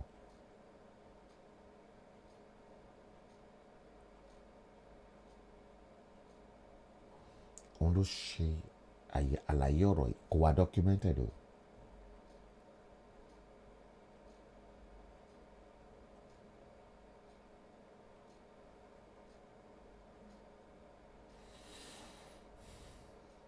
Ó fall ni. Babangida dẹ̀ gba tape yẹn kò dẹ̀ dá tape yẹn padà fún Jákàndé. Tape yẹn eventually later mo tún wá gbọ́ pé ìgbà tí wọ́n máa meet the next time ó yẹ kí oníkálukú wọn kọ́ máa gbé tape wọn wá from the other side tí mo tún ṣe investigation yẹn. Bọ́lá Ìgè, Ambrose Ali, Ajásin, Bísí Ọ̀nàbànjọ, gbogbo wọn pátápátá wọ́n gbé tape wọn sílẹ̀. Jákàndé nìkan ni kò lè gbé tape títí ẹ̀ sílẹ̀. Ẹ lè expect bàbá Ayọ̀ Adébánjọ kó máa bá yín discuss gbogbo nǹkan báyìí. Ọ̀rọ̀ àṣírí ni bàbá Ayọ̀ Adébánjọ ní bá yín discuss ẹ̀. Ṣùgbọ́n irú ọ̀rọ̀ àṣírí yẹn ó ti wà lọ́wọ́ àwọn èèyàn kan bíi èmi báyìí. Tẹ́ bá lérò pé bàbá Ayọ̀ Adébánjọ máa bá yín fà ó. Bàbá yẹn ò ní bá yín gbẹ́nu lọ síbẹ̀. Ó láwọn ọ̀rọ̀ kan tó jẹ́ pé bàbá yẹn gangan máa bàbá Ayọ̀ Adébánjọ ó máa kú pẹ̀lú ẹ̀ ni. Kò ní lè sọ síta. Ṣùgbọ́n èmi á sọ kẹ́ bá lè mọ bí tí problem yín wà. Ṣé báná ni mo lẹ wo fíìmù tí Sunday Igboho ṣe báyìí. Ayé ó ti lajú nísìn. Bàbá Kékeré fell into the trap of IBB.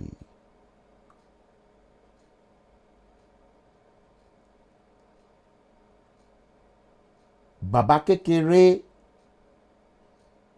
kò ń ṣe pé IBB ló lọ bá òun. Bàbá Kékeré ló lọ bá IBB ní Dodan Barracks o. IBB ò bá má mọ Amina. IBB ò bá má mọ nǹkan tí wọ́n ń plan fún tí bàbá Awólọ́wọ̀ àti Bọ́lá Ìgè àti Ambrose Ali àti gbogbo wọn tó ń plan ní West o. IBB ò bá má mọ̀ rẹ́rẹ́ máa ń rún ni. ṣùgbọ́n just like bá ṣe ń ṣe Yorùbá nation now táwọn Judas Iscariot wà láàrin wa bó ti ṣe wà láyé àtijọ́ ló wà láyé ìsìn bẹ́ẹ̀ náà ló ṣì máa wà láyé ọ̀la tó ń bọ̀ yìí àwọn kan ṣì máa jáde tó máa jẹ́ Judas Iscariot. tẹ́ ẹ̀ bá tara yín tí bàbá kékeré ò bá lọ ta Yorùbá Babangida ò ní mọ nǹkan tó ń ṣẹlẹ̀ o. For your information.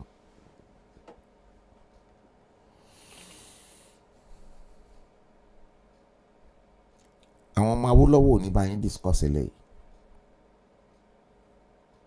ẹni gbọ́ níta.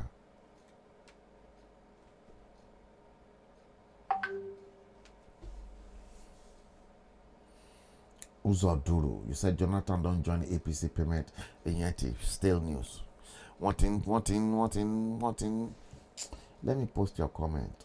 You said Jonathan don't join APC payment of 400 million naira has been received by President. Yeah, still news. Shebi, you heard what Pa Adebanjo said to Jonathan. Stupid man. Stupid. Jonathan, stupid. Everybody is mentally derailed. They need to check the medulla oblongata of a lot of people in that stupid nation called Nigeria. Many people are not mentally okay.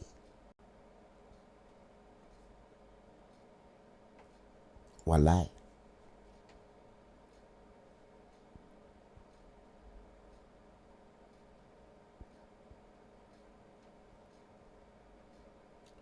Let's look at this. I want to bring something else in for you. Yeah, I think it's about time I bring this in. No, where is the new one I generated?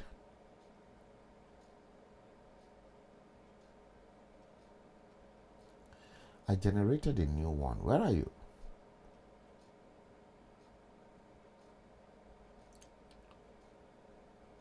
Okay, I think this is the one. Ewele.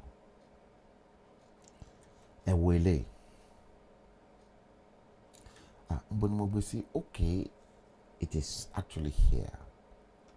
Will I be able to do this? Okay, let me do it from here because I think the file is a bit big.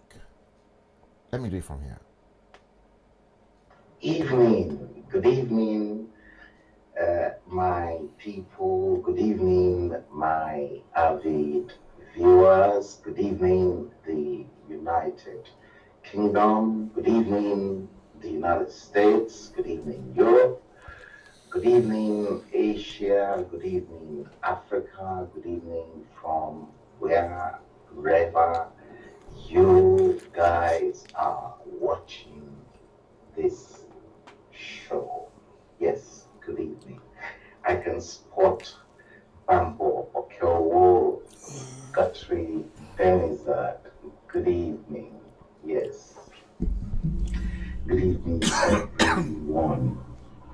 I salute you. Today is the 9th day of January. 9th day. 2020. 9th day, January. 9th day of May. Again. And I want to bring you spectacular presentations in this format, like I have been doing. And I salute, I thank everyone who's been prayers as well. And Ulushola Akapo, yes. Favor Mike. Let's take it back. good friend, medical doctor Aaron Oko, who was equally complaining of the cold in Sokoto some time ago. We exchanged words on Facebook, if you guys can appreciate it, and I told him exactly the temperature in London. Perhaps this January, February, Aaron Oko, the temperature in London is going to go deep into the minus. All right, guys, let's quickly recap. We dealt with OBJ number 12 here, and in here we continue to see the triangle, something I personally will call a pyramid. And at the top end of the pyramid is the unseen eye. And at the base of the pyramid, you get 11, 22, and at the apex of that pyramid, you get the 33rd. 33rd being the highest number, the highest degree that you can reach in Freemason. So now there's been a reoccurrence of the triangle, or rather the pyramid, springing up consistently in our cycle in Nigeria. So we've dealt with number 12, OBJ. And then we dealt with the cycle itself, to which we analyzed here the Star of David, that the 60 years was buried from 1959 to 1979, 1979 to 1999, 1999 to 2019, that ended your 60 years of misery. Now, make no mistakes. 3 numbers, 3 digits. I told you guys. Let me see those who are coming in. Prince, Ulushola, Akapo, yes. Favor Michael, Bukola Odufadeni Soya is in. She is on the west coast. Buki, you see your name? 2 years. Buki. I told you guys 3. Buki, you see yourself?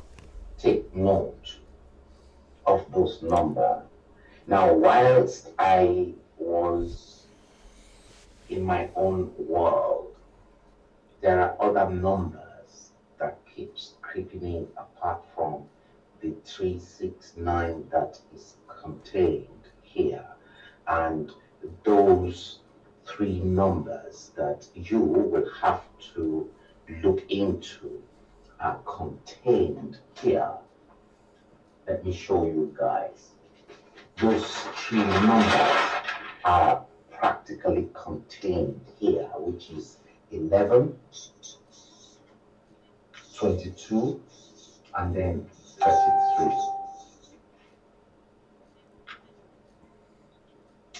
So you have to take note. I will make that known to you guys as we progress along the show. I can see Dia Ojo as well coming in.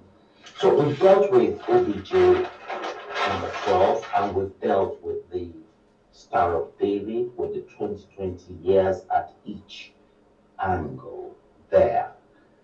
We're going to elaborate more on this particular issue, because when I finished with the leaders, starting from number 13, Umaru Yaradua, right up to the incumbent, the task we will then do next is that we will then calculate the total number of years that the Northerners, they've ruled that contraption.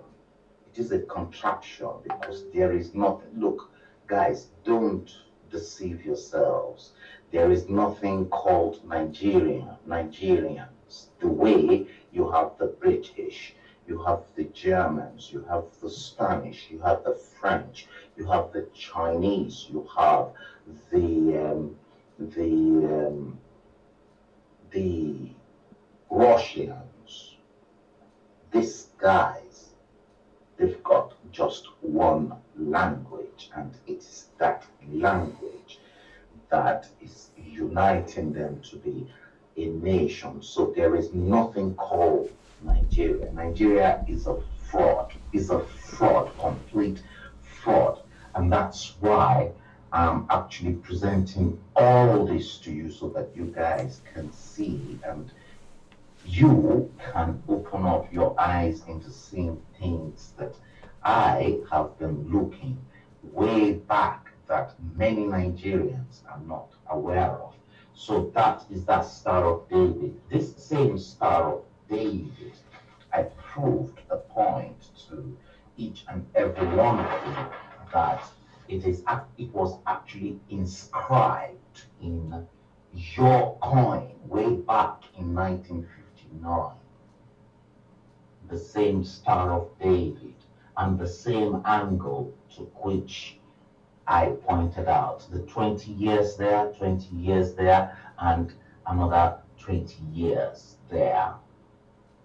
I proved that to you with your Federation of Nigeria, and I equally made mention that this same currency that your country, your contraption, this nasty contraption was spending as at that time was pounds, shillings, pence, and the person you ought to hold responsible for the problems that this nasty piece of contraption went through is that man. Go on. He should be held responsible. Then we went into how I personally divided up Nigeria into 1, 2, 3, 4, 5 different regions. The north, you can see the picture of the cow.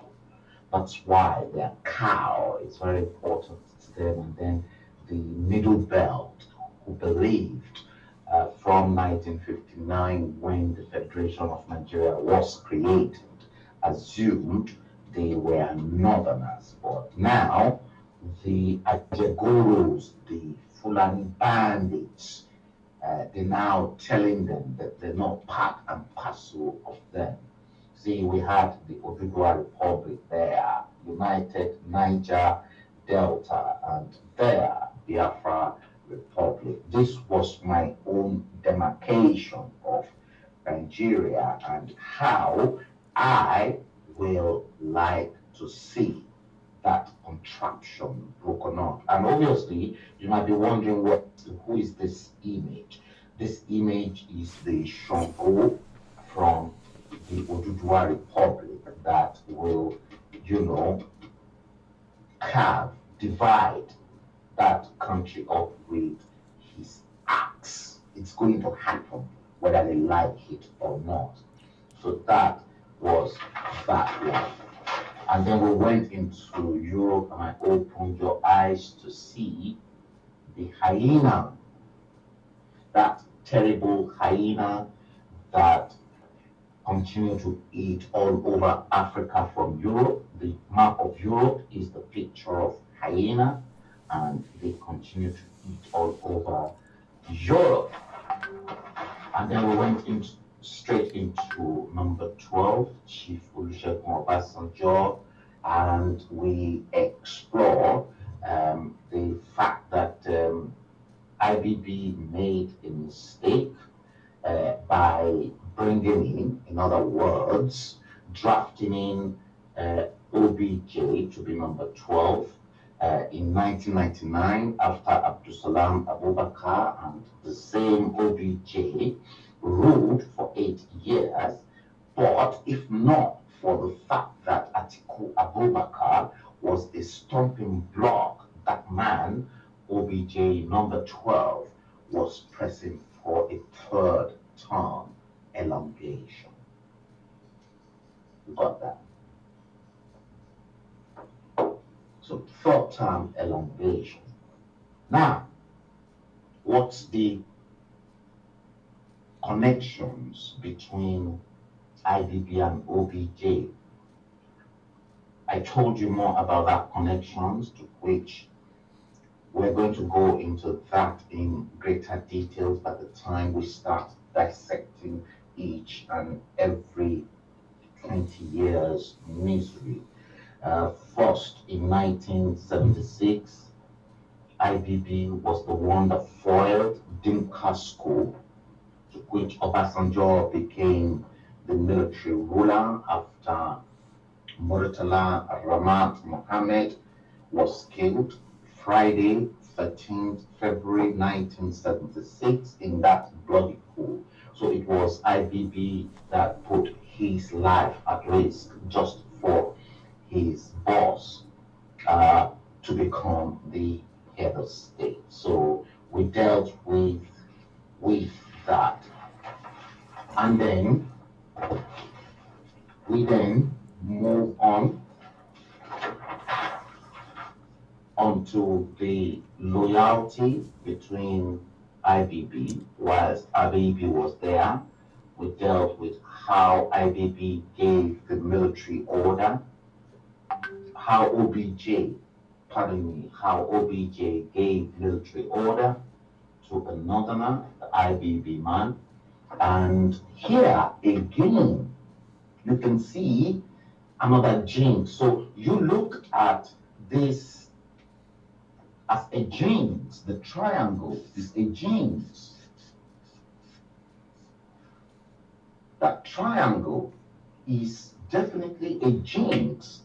Again, we've got another triangle, a jinx of 11, 22, and then 33 as the apex at the top.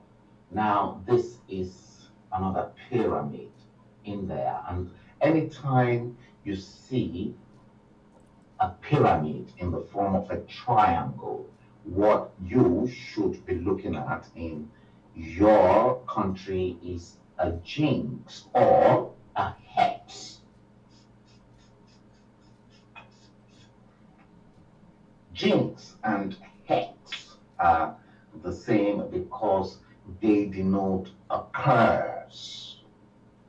So that means for OBJ to betray MKO as the winner of the June 12th, and for OBJ to nominate his friend, Chief Ernest Shonekan, who knew nothing about governance, was a hex. It was a curse. And that I investigated. So here in this jinx or the curse, we've got an Egbaman at the top end of the eye of Lucifer.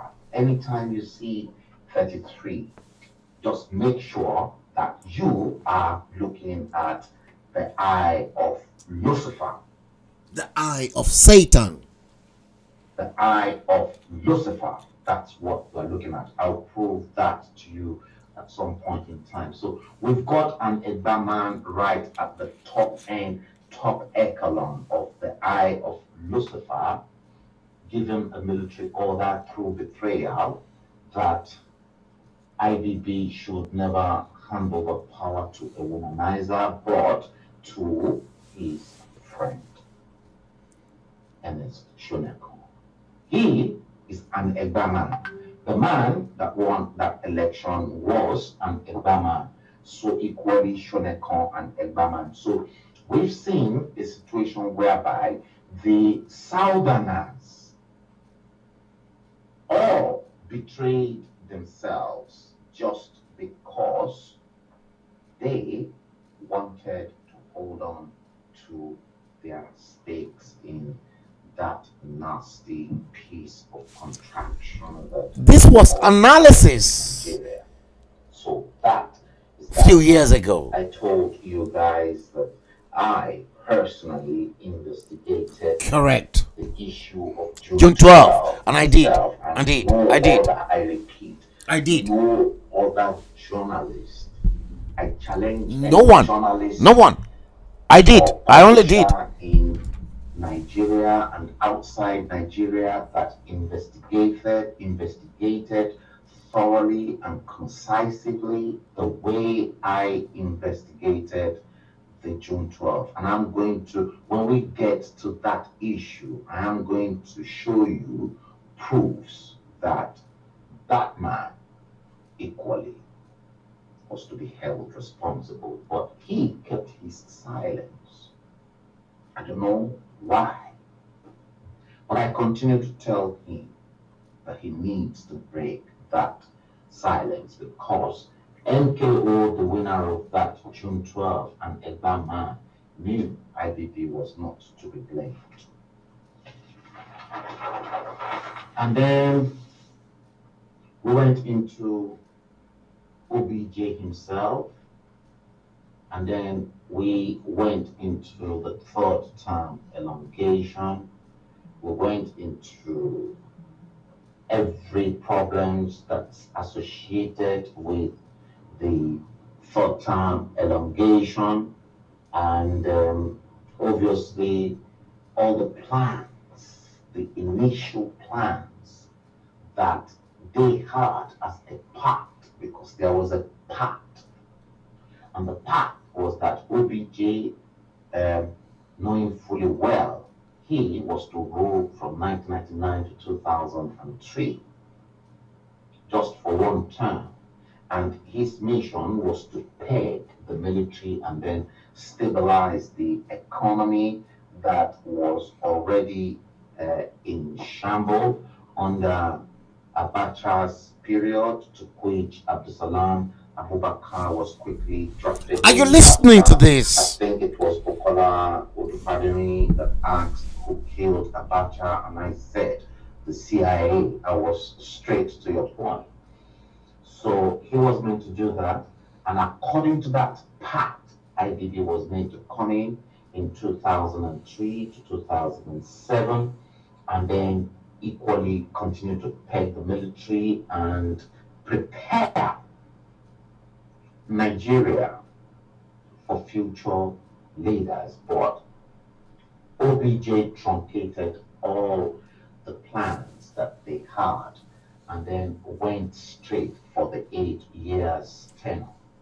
So because he went straight for the 8 years that ended in 2000, Sounds of mystery. OBJ Hashtag sounds of mystery is what you're listening to, guys.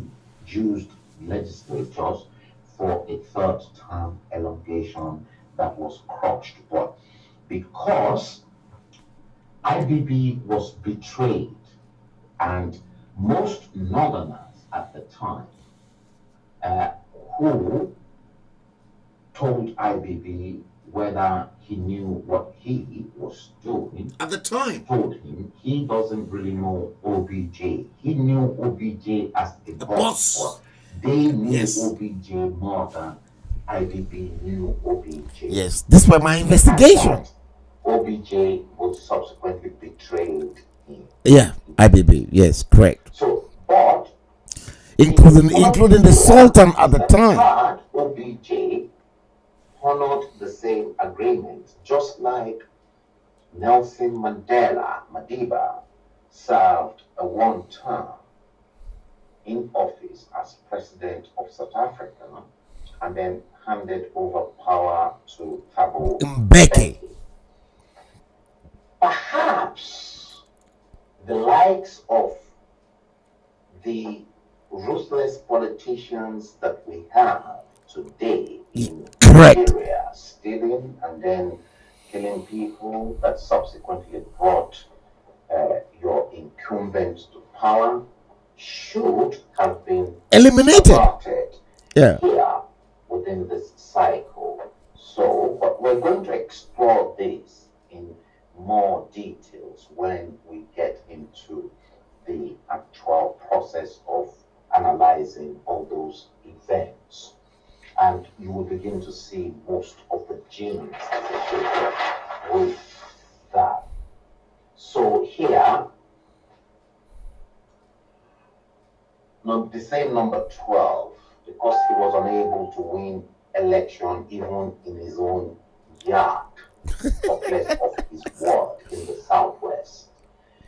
Now, he, number 12, had no option but to drafting one of the last remaining always in Listen to the this. southwest. Listen to this.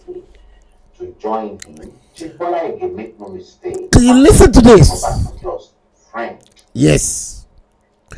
asked him to help him with his administration.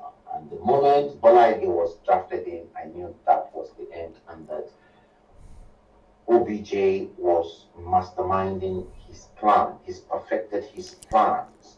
How This was years ago, man. will subsequently take over Come the on. entire political machinery in the entire Southwest. And just after Bolaige was eliminated, that was when OBJ was able to rig the Ogun State election that brought in Bigger Daniels. and Yabo Obasanjo as Correct. the senator. Yes. They deprived Yinka Biduni. And that was why Obasanjo My good friend, the election Yinka Biduni. state that brought in the likes of She in Ekiti State. Why Obasanjo was even able to rig on those state elections that brought in Agagu. Correct. On those states. So these were the problems associated with that. So you see, dissection. Situation whereby the same OBJ betrayed Awo and subsequently betrayed MKO. But it's a different kettle of fish between MKO and OBJ number 12 himself, and we will go into all those issues at some point in time. And then I said to you guys, 3, 6, 9. Take note, because these are the code that's secretly vibrating in all your mishaps. Everything in your mishaps. Now, if I probably look into this again as a triangle, this is a triangle. And here we've got the eye Of Lucifer. There. That is the eye of Lucifer. And here at the bottom, we've got 3, we've got 6, and then we've got 9. Yeah.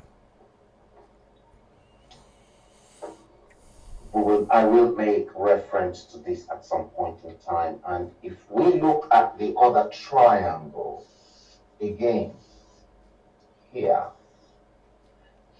is another eye of Lucifer. And if you look at that triangle again, you get your 11, 22, 33 at the top. Your 33 at the top. See, 3, 6, 9, 11, 22, 33.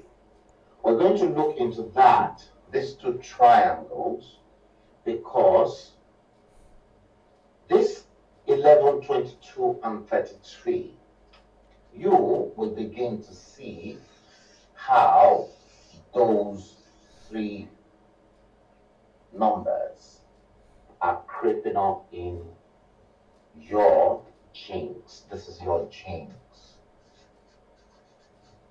This is your chains. So how 3, 6, and 9 is attributed to your genes, and how 11, 22, and 33 is equally attributed to your genes. We're going to look into them. Don't forget, this is the eye of Lucifer. Satan. Eye of Satan. Of Lucifer.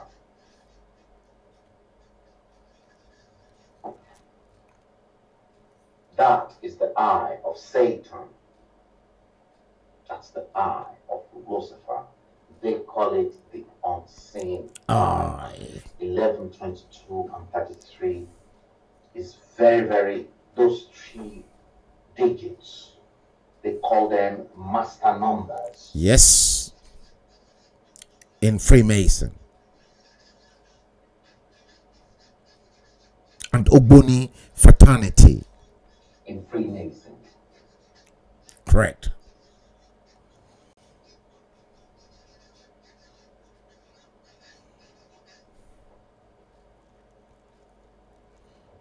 This trait, 33, 33rd degree is the highest You can reach, yeah. You can reach in Freemason. Freemasons or the Ogboni fraternity. So we will look into those. So take note of 3, 6, 9, 11, 22, and 33 as we progress in the show later on, because we're going straight now into number 13. I'm going to rush number 13. So we're going straight into 13. Number 13. And who is number 13? Number 13 is Umaru Yaradua. Musa Yaradua.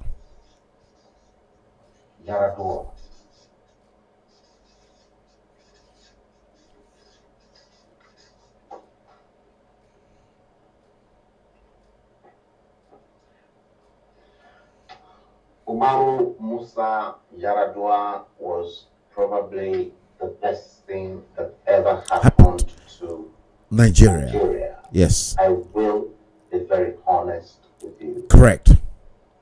Umaru Yaradua is from the Sokoto Caliphate.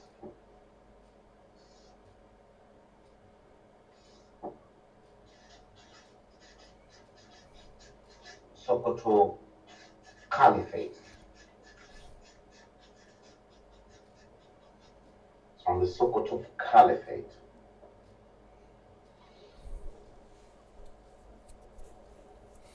Is well educated. Correct. Sound. I was proud of him as my president. Very proud of him. He knew the elections that brought him to power. Was fraud. Elections. Was fraud. Rigged.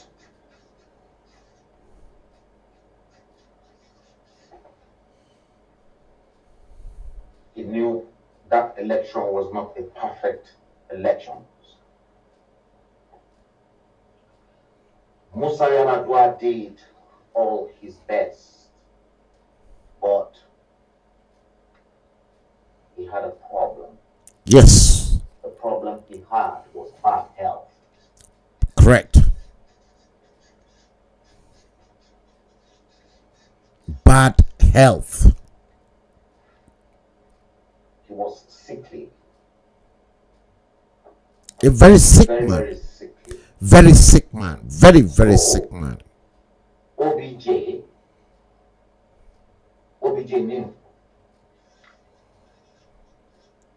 knew. He was sickly.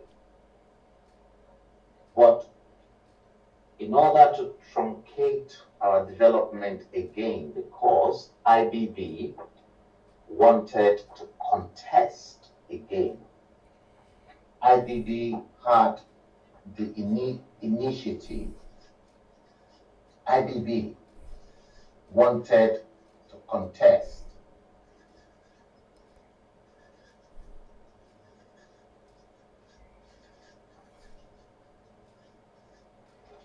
To contest the elections. OBJ stopped him. Obasanjo stopped IBB from contesting that elections again. Yaradua was in power as executive president from 29/5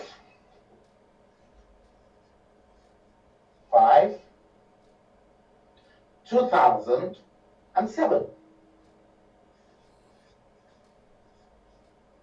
to until the time he died, 6/5/2010. 6/5/2010. And by calculation, this means Umaru Yaradua ruled for 3 years or 2.5 years. Let's approximate 3 years.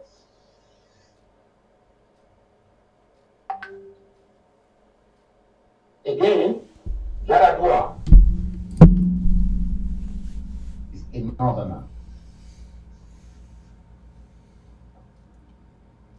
We're going to make sense into the total number of years that each and every of these guys did rule. He's got bad health. Yaradua had kidney problems. He should have been the best president.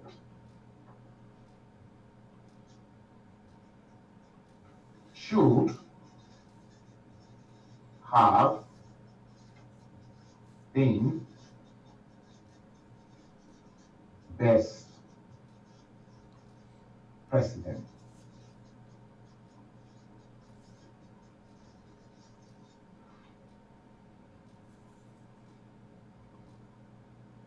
Trust me, I know exactly what I am talking about, that Yaradua should have been the best president.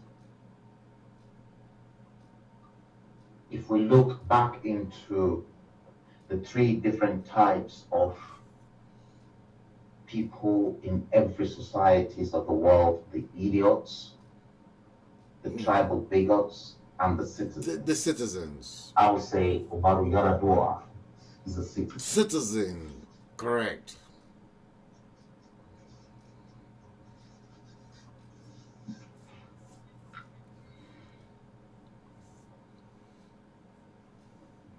He had good intentions for Nigeria because, apart from the fact that he's educated,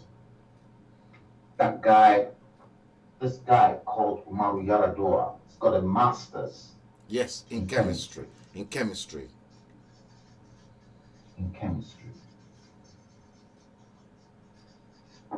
And he was once a chemistry teacher at Queen's at College. The Queen's College, Lagos. Yes.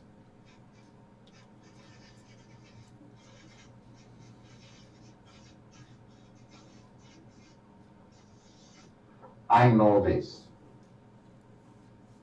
I know all this information because one of my auntie, who subsequently rose to be the principal of Queen's College, taught alongside with Umaru Yaradua at the QC in Lagos. And as a matter of fact, because Umaru Yaradua was not a tribal bigot, the very first thing Umaru Yaradua did when he became president, knowing fully well that my auntie, that I am not going to mention her name, Umaru Yaradua recalled her from Queen's College on QC in Lagos and made her one of the directors of education at the Federal Ministry of Education in Abuja. I'm not going to mention my sister's name. And as at that time, I picked up my phone and I spoke to my auntie to check about this man. And she told me everything about this man. Make no mistakes, he was the junior brother of the man that was second in command to Obasanjo when he was a military junta in 1976, Major General Shehu Musa Yar'Adua. Equally, very educated family, very well-off family. So for this man, money was not issue. Yeah, it wasn't. He was not prone into To money. No. all the garbage. Yes, he wasn't. He how wasn't. People can enrich No. themselves. He But came from a very lot of rich people family. did not see the good out of this man. The deal that was brokered between the Niger Delta militants that people Was all down to him. also Goodluck Ebele Jonathan was facilitated By Yar'Adua. Yes, correct. who really wanted the very best of everything For, yeah, the Niger Delta. Delta Correct. people. Very good man. But his health Failed him. failed him And I will repeat that. into creating the paradise. For Nigeria. Perhaps I wouldn't be able to tell if OBJ made the right decision for installing Umaru Yar'Adua as number 13. But I still blame him because Umaru Yar'Adua told Obasanjo, according to what I know, that he hasn't got the stamina Yep. and that his health Was failing. failing him Correct. to run the country effectively. He's had the problem since he was the governor of Sokoto State. He was once the governor. Very good man. I personally was even proud of my president and equally proud as a Nigerian when Umaru Yar'Adua came over to London after seeing George Bush in the state. I was very proud. I was very proud. One of my proudest Brown moments. was our prime minister at the time, and I remember watching Umaru Yar'Adua discussing with Gordon Brown. Yeah, I was the prime minister at the time. Street here in the UK about the Problems in Nigeria. to wrestle. And at the top of his head, without any paper, He was talking at the top of his head. I can bet my life on that. In his grave. Yar'Adua was talking to Gordon Brown at that press With conference numbers. with statistics of his head, his brain. If you see the way this same man took on the world press at number 10 Downing Street, he was immaculate. May his soul rest in peace. I miss him. I'm not going to lie to you. That was the first time in the history of that country that if I can be so proud of my president and at the same time proud as a Nigerian, then I know exactly what I'm talking about.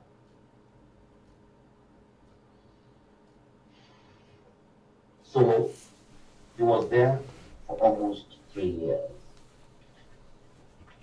Then this will take us straight into number 14. That's why I said we're going to round this today, number 14. There's a lot, we're still going to talk about that later on. Number 14. Good luck.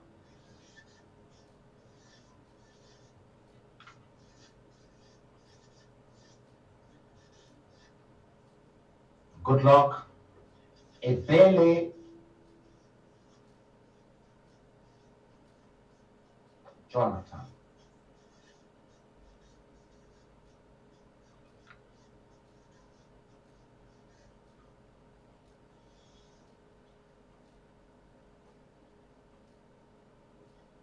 let me quickly see what you guys are saying there. Favor Michael, yes, I'll acknowledge to you.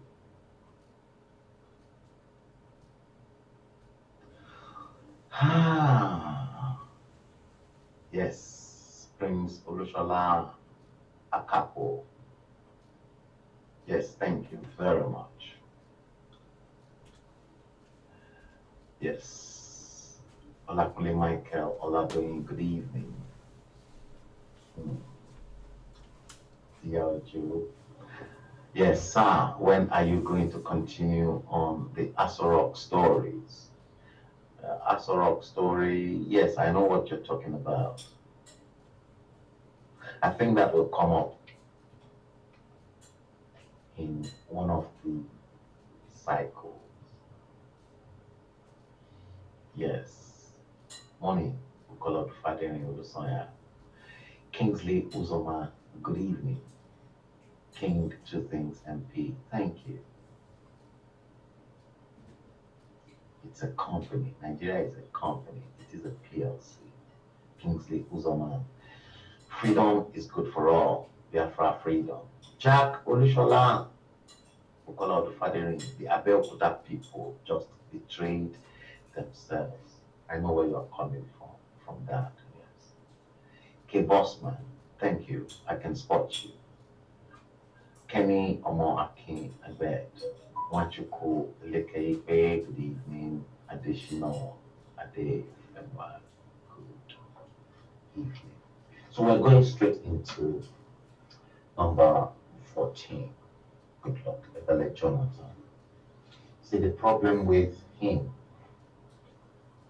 he's a southerner. Let's first establish his credentials.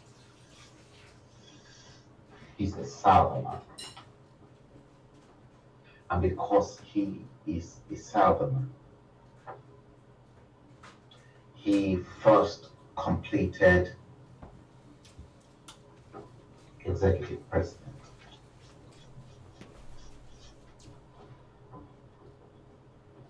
He completed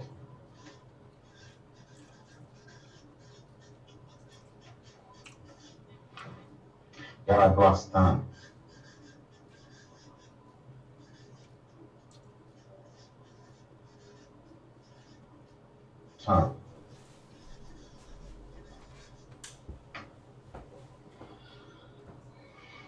So he completed that term from 6-5, from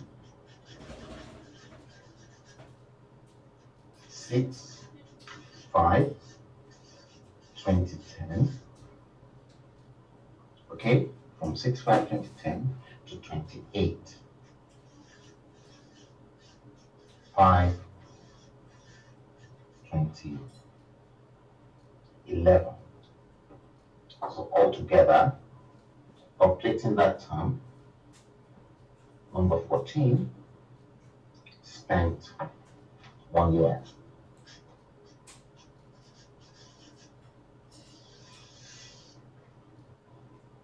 Because Yaradua,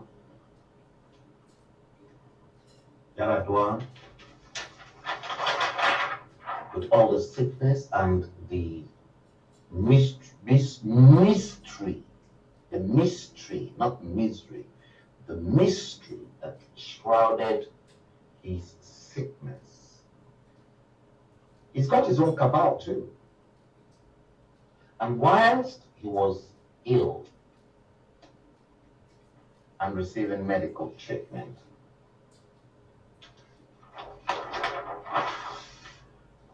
the whole of Nigeria were sympathetic. Nigerians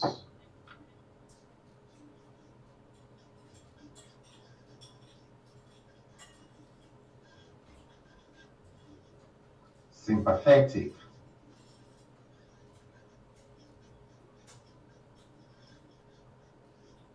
to him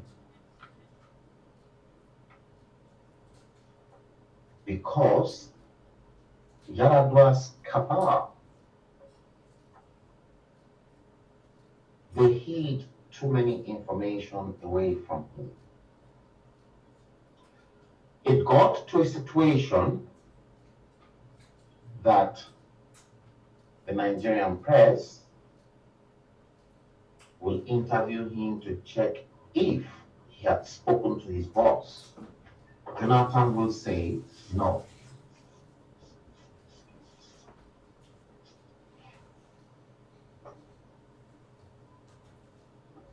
That he was unable to speak to his boss. Unlike Yemi Oshibaju. Did you hear that? The same This was not yesterday, this was years ago. I had a problem with this. Good luck. Did you hear that? Since he was vice president. Did you hear this? This is the same Goodluck Jonathan the Fulanese wants to bring back. Believe me, it's rude, it's arrogant.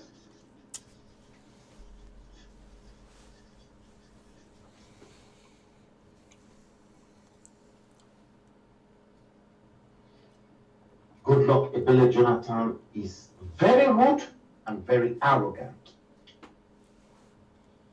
I know exactly what I am talking about.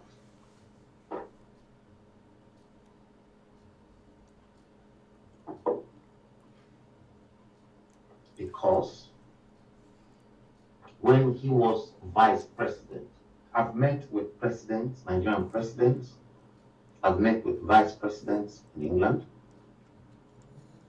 I told you when Atiku Abubakar came to England. Yeah, listen to this. Fella. He came on an official visit as well, but was very rude and arrogant. Very rude and arrogant man. Goodluck Jonathan. Number 13. Number 13 was Yes. England. Yes. Not on an official visit, not was just passing by and wanted to touch base with the British Prime Minister Gordon Brown at the time. At a reception,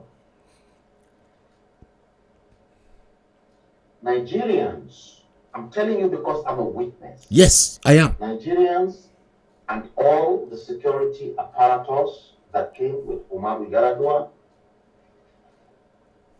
allowed Nigerians yes at the same Abuja house in Kensington to mingle with their president. Correct. I remember this. It got to a situation with my own personal encounter that our High Commissioner at the time, Dr. Dahatu Saraki Tafida, yes, was the man who suggested. I will never forget in my life. That is your president. Now you can see your president. Go and touch him. Look, go if you want to touch him, go and touch him. Yes. Do everything. I remember. And security did not stop any Nigerian. No. So long as you are able to get into Abuja House. That's it. The residence of the High Commissioner. Because you have to have a special invitation. Correct. And to have that special invitation was a privilege, and they know you've been screened security-wise. So all of us inside there were one family.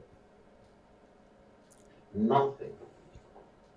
Every Yaradua mingled with everybody. Correct. To everybody. Correct. Listened to everybody. Yeah. When we get into the real nitty-gritty of what he did in his time in office, we will talk about that, guys, in your cycle of misery. But he came to England. He was rude and very arrogant to Nigerians. That was Goodluck Jonathan. Pictures to show you guys. Everything is documented. Yes. Good luck, Jonathan. And that Hopeless, was ruthless, trackers. very ruthless, His boss, hopeless. because Umaru Yar'Adua was his boss at the time. If his boss can Yes. come over here, Down to earth, and then Umaru Yar'Adua. Nigerians, what stops him? From coming down He to came earth. with his own security apparatus, but they never even. Good luck. Jonathan's security doesn't even want Nigerians to stand up from their seats the moment they are seated, to walk around the moment the vice president is on seat. That never happened during Atiku Abubakar's period as vice president when he was on official visit. That was the beginning of my problem with him. Now, after he completed Umaru Yar'Adua's term, we're going to go into a lot of these details later on, guys. The same OBJ then insinuated and then solicited for the same Goodluck Ebele Jonathan to go for the election in 2011. So, Obasanjo again, OBJ,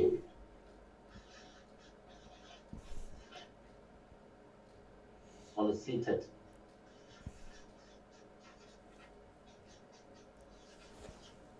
GEJ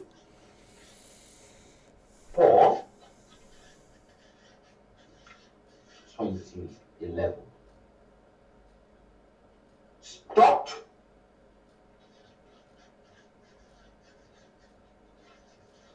IBB again.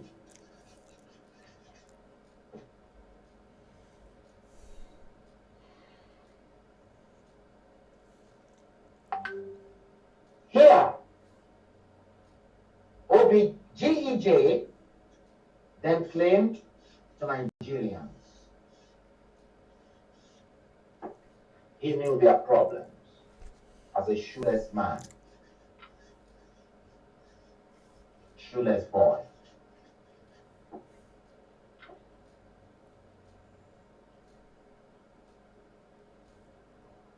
And he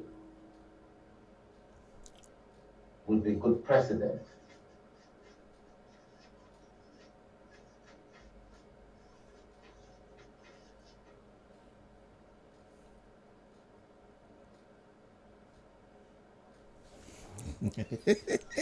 This is interesting. I'm watching my lectures Again, years back. OBJ betrayed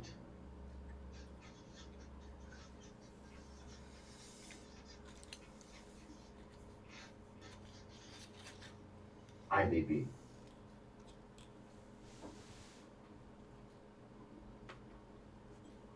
See that? Perhaps IBB had a good intention.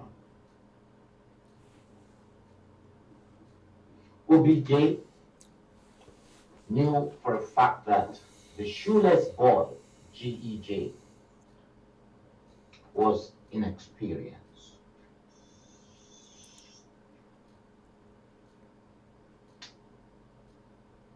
There are many issues that were tied around this 1 year that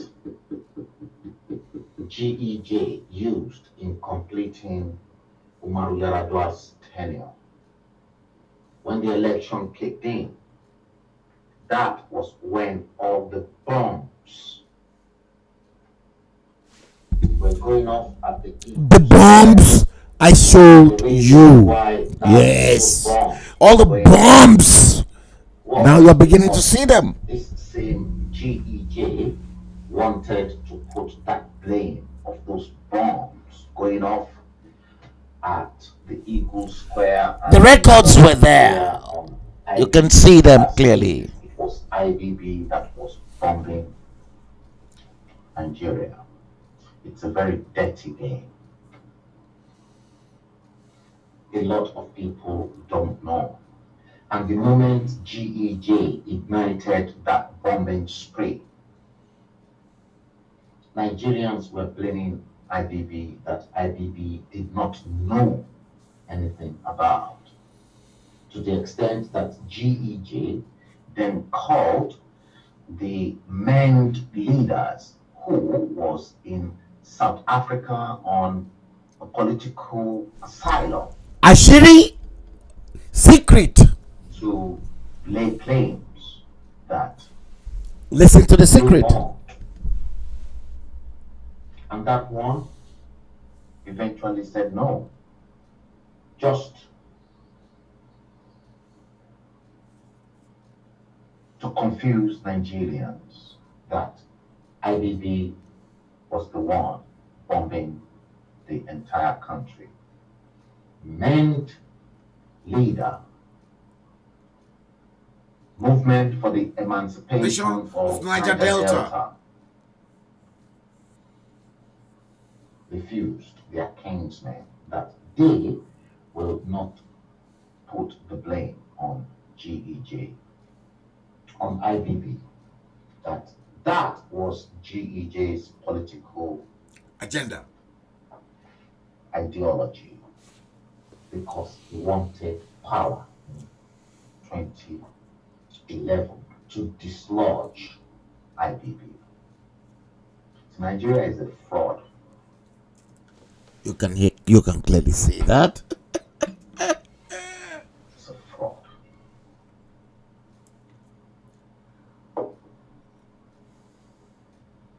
So OBJ made sure GEJ was installed. At the time, here in London,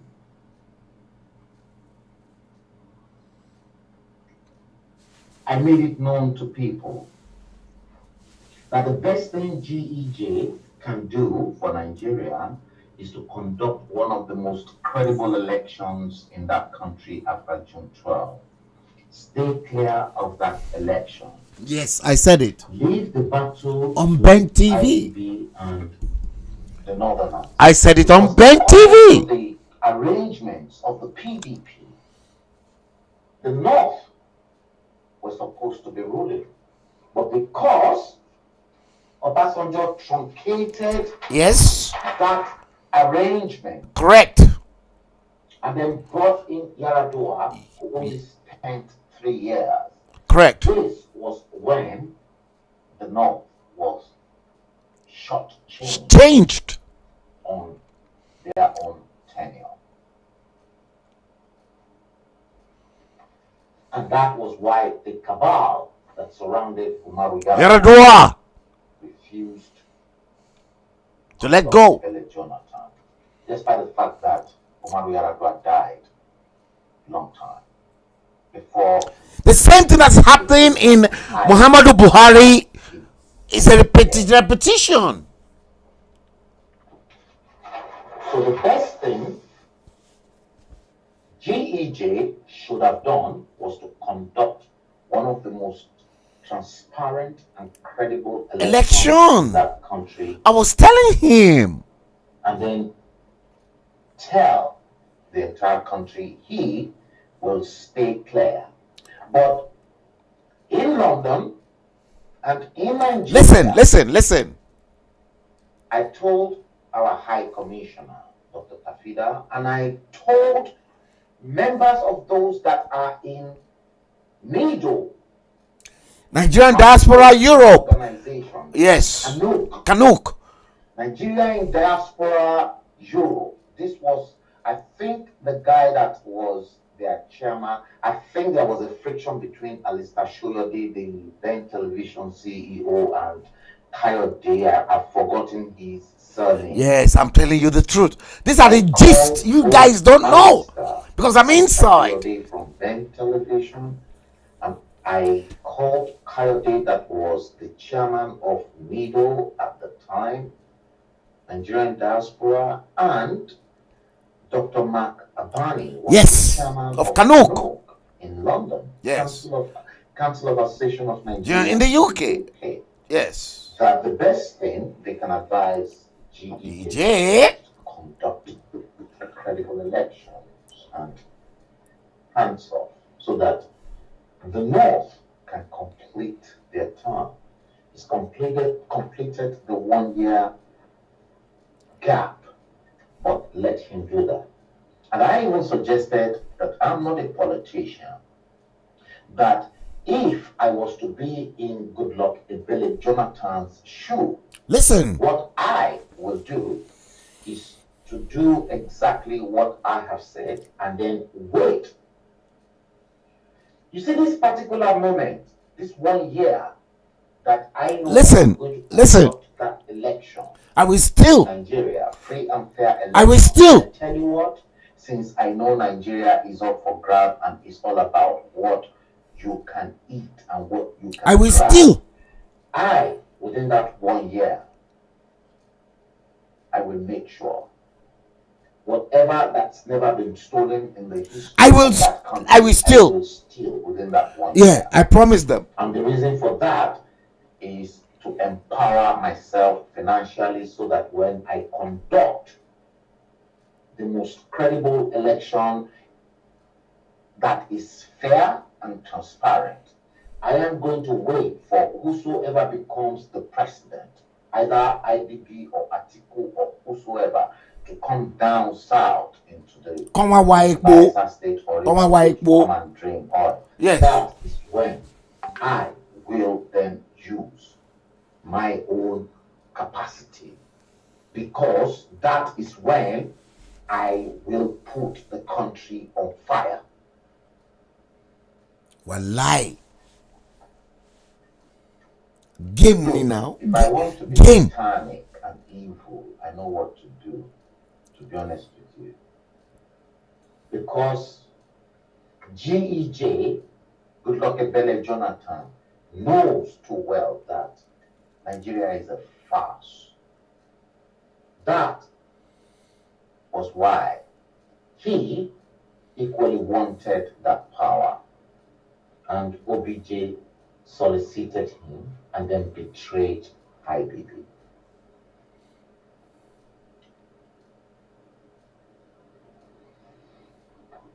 We're going to go into a lot more of this later on. Elizabeth Lilja, I can spot you.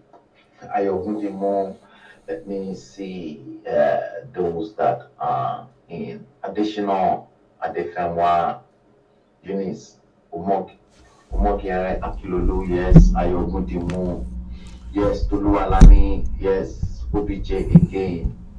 Yes, Toluwalani, IBB and OBJ game player. Same, yes. It is all about game plan. Osaro Nojimu, good evening. Elizabeth Leoja. Politics is a game of numbers. It's all about numbers. It's a game of numbers.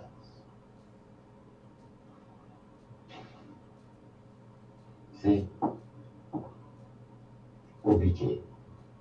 And then this still takes us into the same number 14, because number 14, let me get the other one. Number 14 equally continued, and after IBB was betrayed. So 14 continued.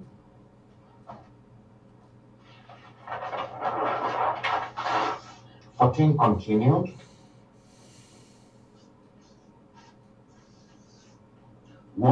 election.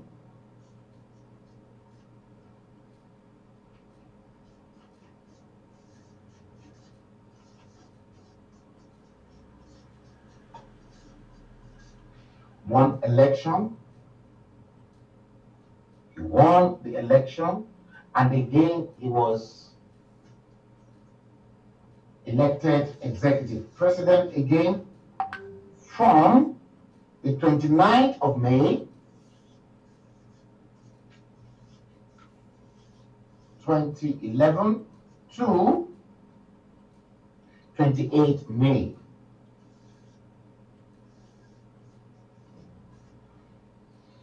2015.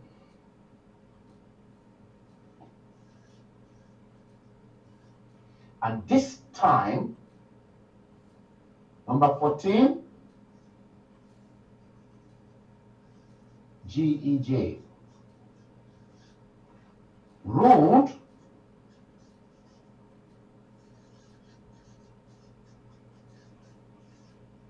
for 4 years. And again, he's a Southern.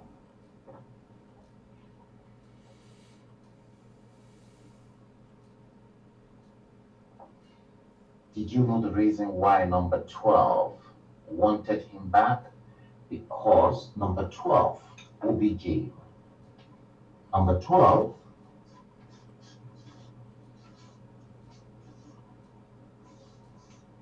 OBJ wanted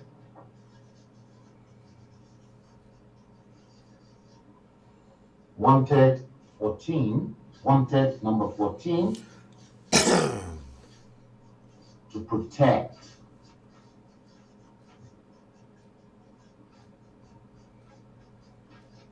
his government.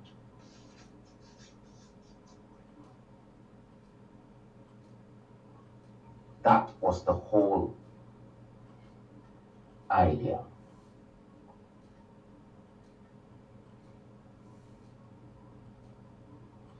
You can see the problems. But then and again, number 14, after a while, was unable to protect number 12 because number 14 was equally entangled in a lot of mess.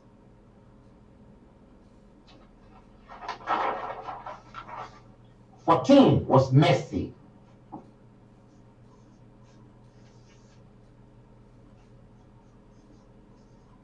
Messy.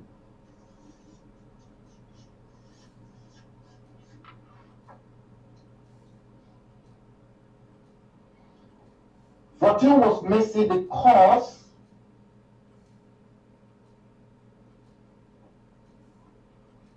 Boko Haram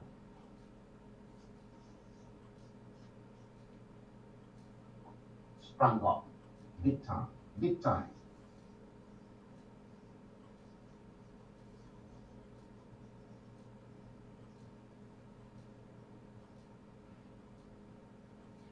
And the reason Boko Haram sprang up was to destabilize his government. 14 had a problem.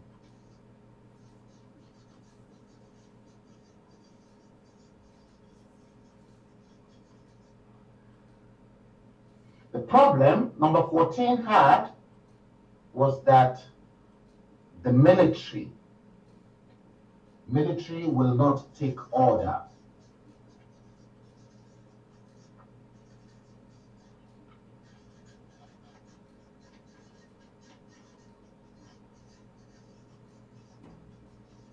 Orders from president.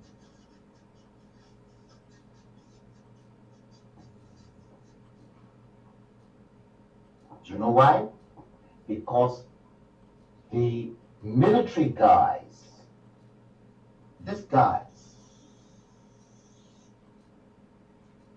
they see number 14 as a bloody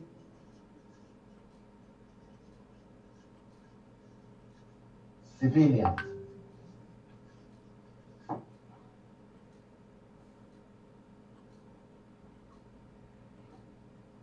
It's a bloody civilian, so the military will never take any order. So, his chief of army staff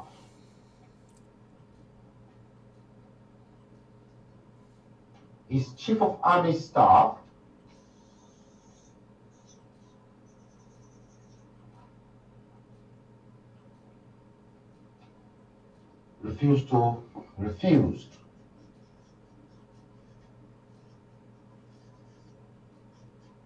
obey.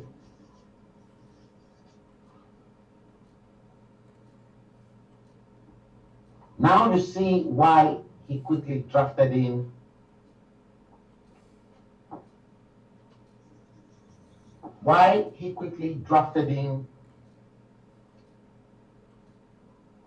Dasuki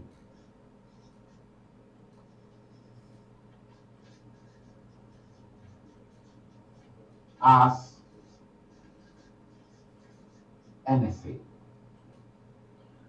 And when Dasuki was just drafted in by number 14 as National Security Advisor, OBJ objected.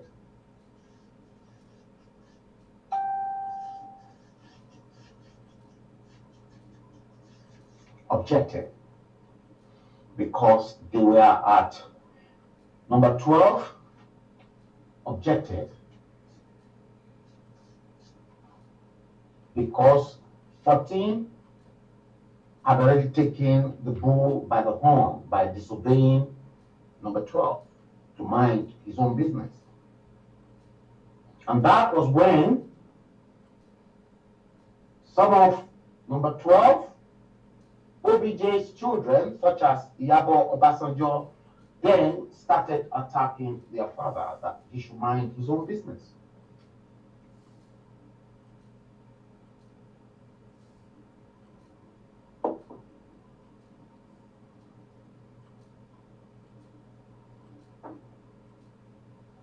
So he was unable to contain Boko Haram.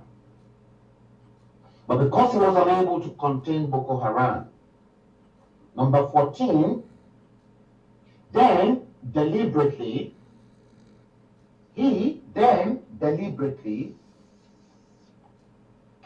wanted Nigerians to blame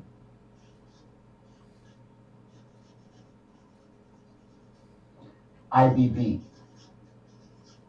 as sponsor of Boko Haram, whereas the main culprit of Boko Haram, the main culprit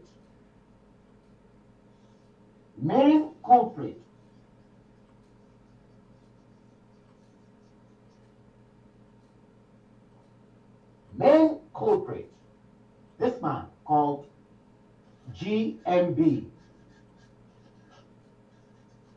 was responsible.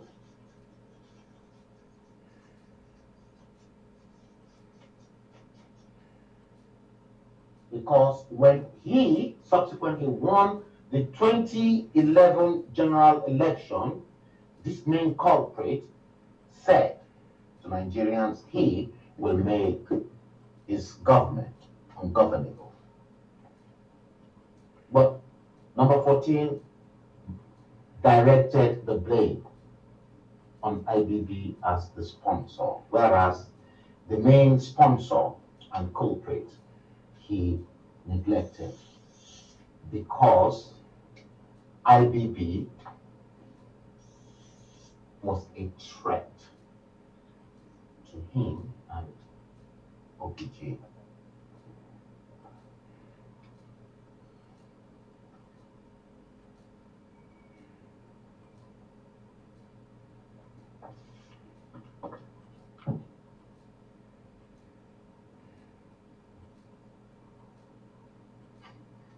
Okay, boss man. Same faces again, indeed. Osaro, Nojimo. Nigeria is a scam, sir. Showore would have really tried to restructure. Nigeria is a scam. Elizabeth Leojan, power recycling. So said by you. Laniwaju Lawson Elegushi, yes. Good day to you, guys. Charles Eraswa, bloody civilian, yes. I've been in their midst. I have been there. Yes. Osaro Nojim, sir. Sir, now what can we do now to restructure Nigeria, our lovely country? Nigeria is a geographical expression. Terry Agatishi, Greenway, Tulualani. Good. He should mind his business, too much of him. IBB, Tulualani, IBB is a power broker. It's a power broker.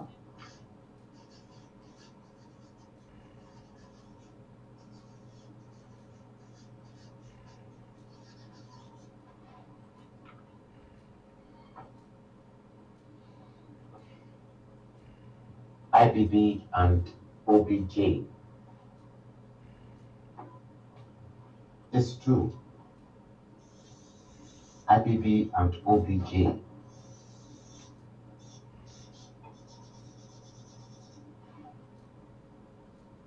These are the two people that know Nigeria inside out. Nobody in Nigeria knows Nigeria the way IBB and OBJ knew Nigeria.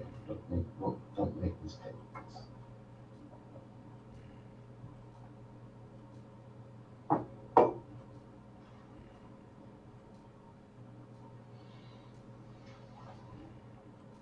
Okay, guys,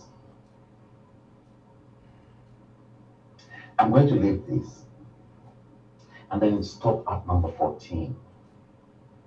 We're going to carry on with number 15 and we will round up this entire area of the first batch.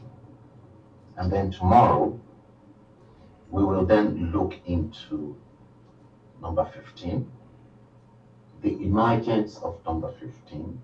We're going to carry on from here because where we stop here will lead us into number 15.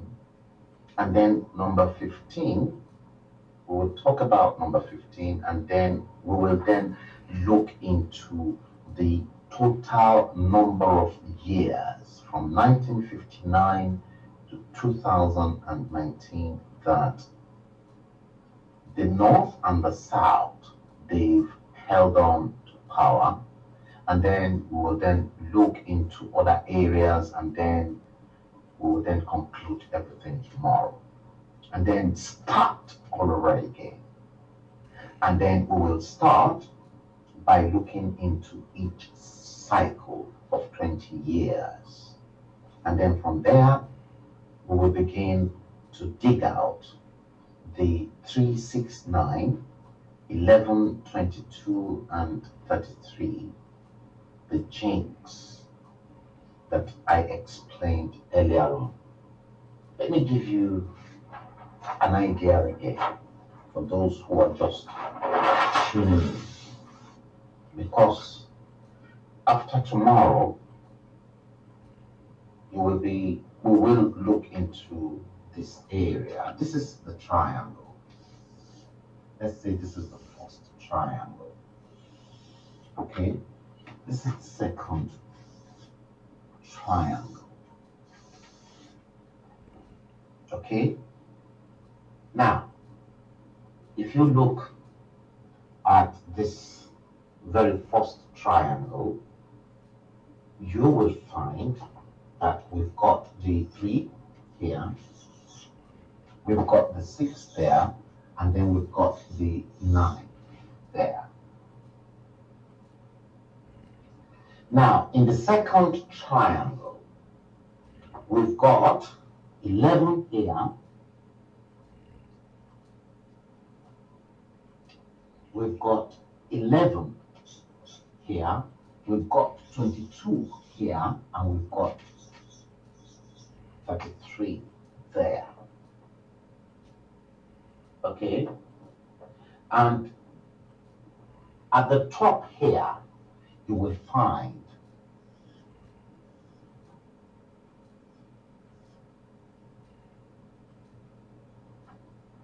that I. That I is the unseen I.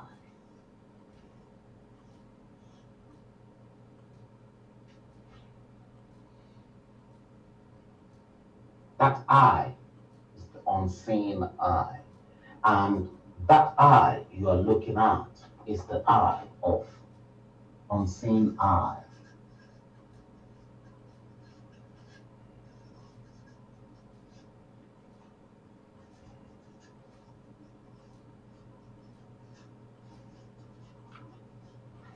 And that I is the I of Lucifer.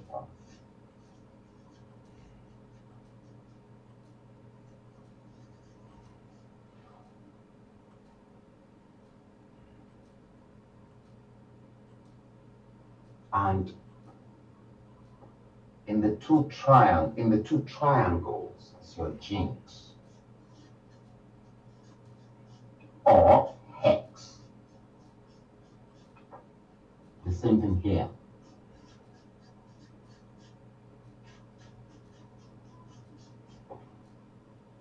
So the two triangle indicated the curse.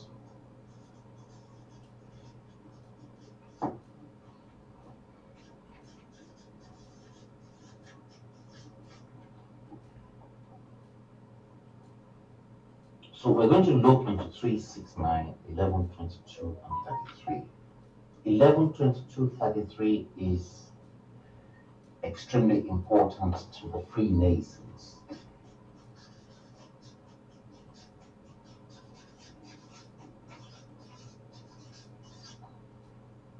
And then, in between these numbers, I will tell you exactly the code that was applied when Murtala Muhammad was killed on the 13th day, Friday, 13th day of February 1976. Everything is inside here. But listen, not many Nigerians are gifted to be able to interpret things the way I'm going to interpret this to you. I've been working with numbers and sums for a very, very long time. Not even your country, not even the country that you called Nigeria.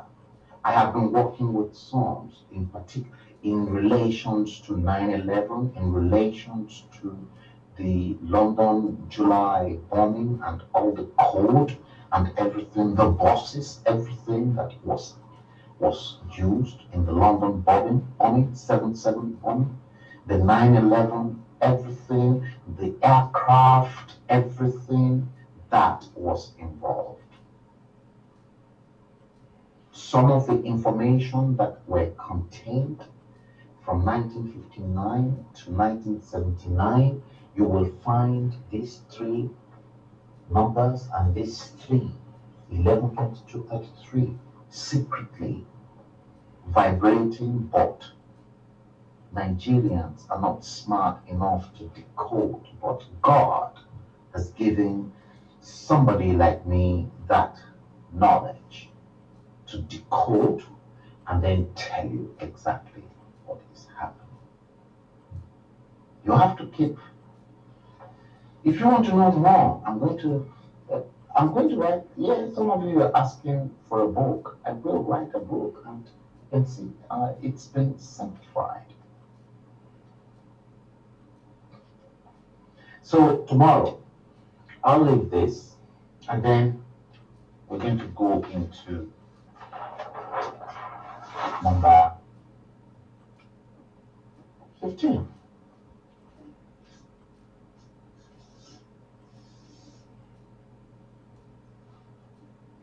Let's use general.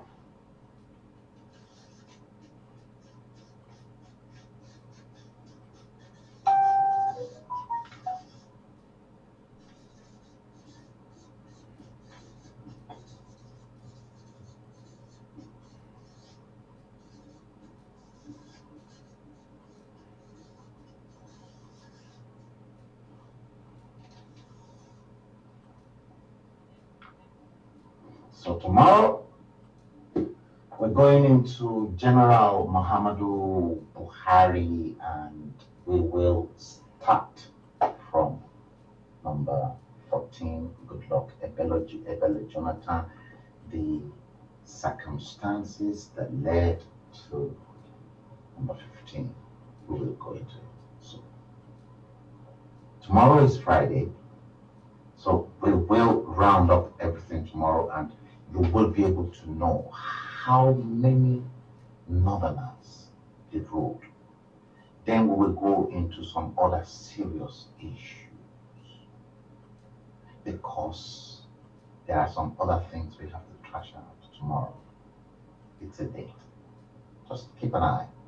I can come live anytime, but I'll put into account those who, people like Bukola with Fadeni Olusanya and many that are on the other side of the longitudinal areas, those on the east coast of America, west coast, and those that are in Europe, and those that are in Cyprus, in South Africa, and all of you. So I'll have to put you guys into account tomorrow evening. Let's take some of your comment. All the same, Tiff Dick. Tulua Lami replied you. Hello, Fadiri. Thank you, Chris Emugolo. Yes. Tulua, yeah. Niger churches now work underground for the leaders. They do now. You say the churches no be their headquarters. Okay. So with all these churches all over Nigeria, the eye of Lucifer is still disturbing Nigeria.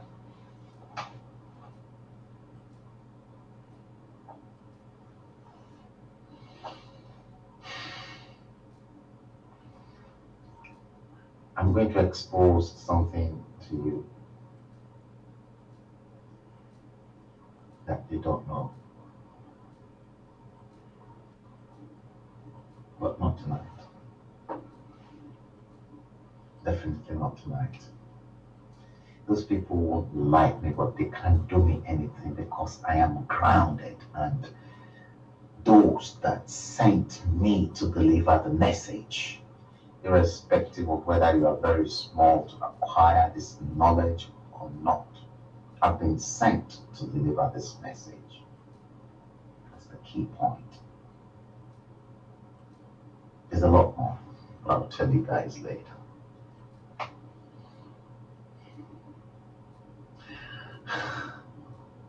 Olakunle Michael Olutoyin, deep teaching, more wisdom and understanding upon you. Thank you. Thank you for that.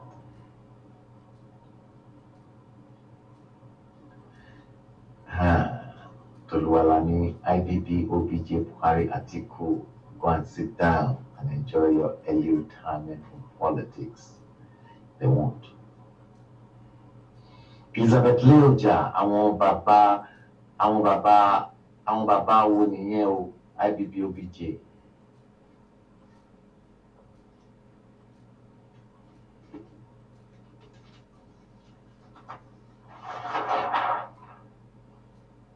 OBJ is a 33rd degree free. In fact, I was told OBJ You guys, do you realize that whenever you become the president of Nigeria, you will automatically be initiated into the Ogboni fraternity if you're not already in there? OBJ initiated GEJ into the Ogboni fraternity. OBJ was GEJ's guarantor.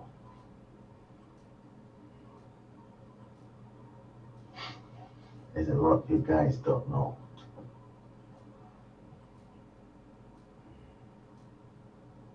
They can't do me anything. The Ogboni fraternity can't do me anything because I was born into it. Oh, they came from Mabore. Oh, came from Mabore. Lie. It's not possible. I was born into it. So they can't do me nothing.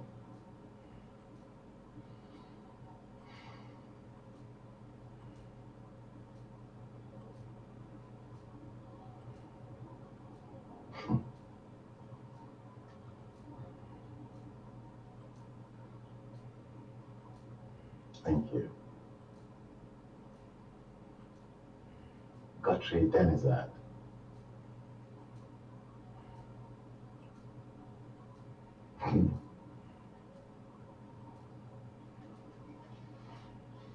The spirit of the everlasting God has always been with me. And I'm not scared of people, to be honest with you. And if anybody, I know for a fact that if anybody should plan any bad stuff against me, I tell you what,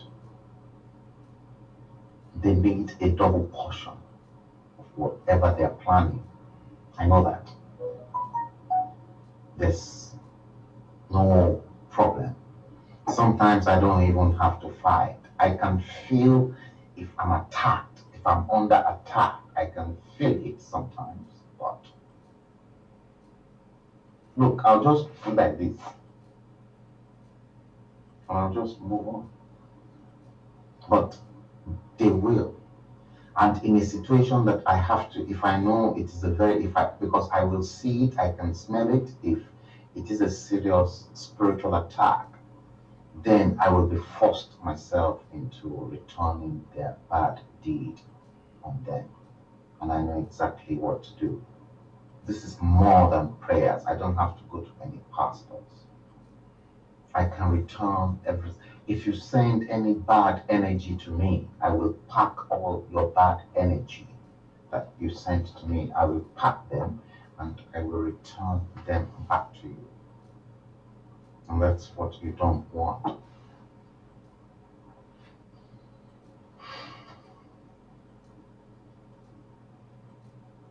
Tulu Alani, very intelligent and critical analysis. Thank you.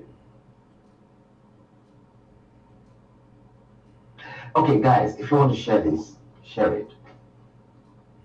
Tomorrow, we're going to finish up with all the leaders, and then we will look into the number of years that the North and the South, they ruled. We'll look at the region that's benefited and the region that's educated its own people far more than the Ajagos, or, well, I think I spilled this out earlier. So we will see everything tomorrow. And then, who should we blame? Who? Should we blame the North or should we blame the... Good evening. Good evening, my people. Good evening, my avid viewers. Good evening, the United Kingdom. Good evening, the United States. Good evening, Europe. Good evening, Asia. Good evening, Africa. Good evening from wherever you guys are watching this show. Yes, good evening. I can spot Bambo, Okeowo, Guthrie, Denizard, good evening. Yes, good evening, everyone. I salute you. Today is the 9th day of January 2020, and I am live once again. And I want to bring you spectacular presentations in this format, like I have been doing.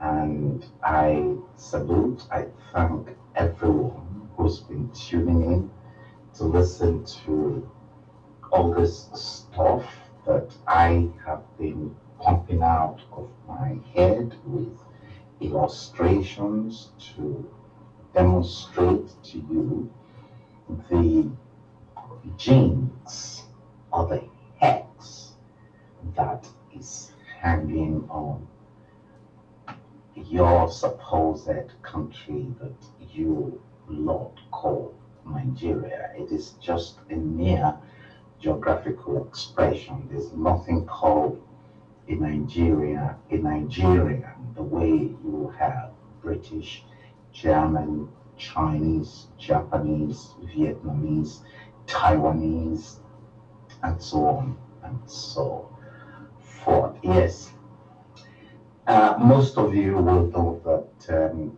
I have been offline for some time since the last presentation of number 12, OBJ.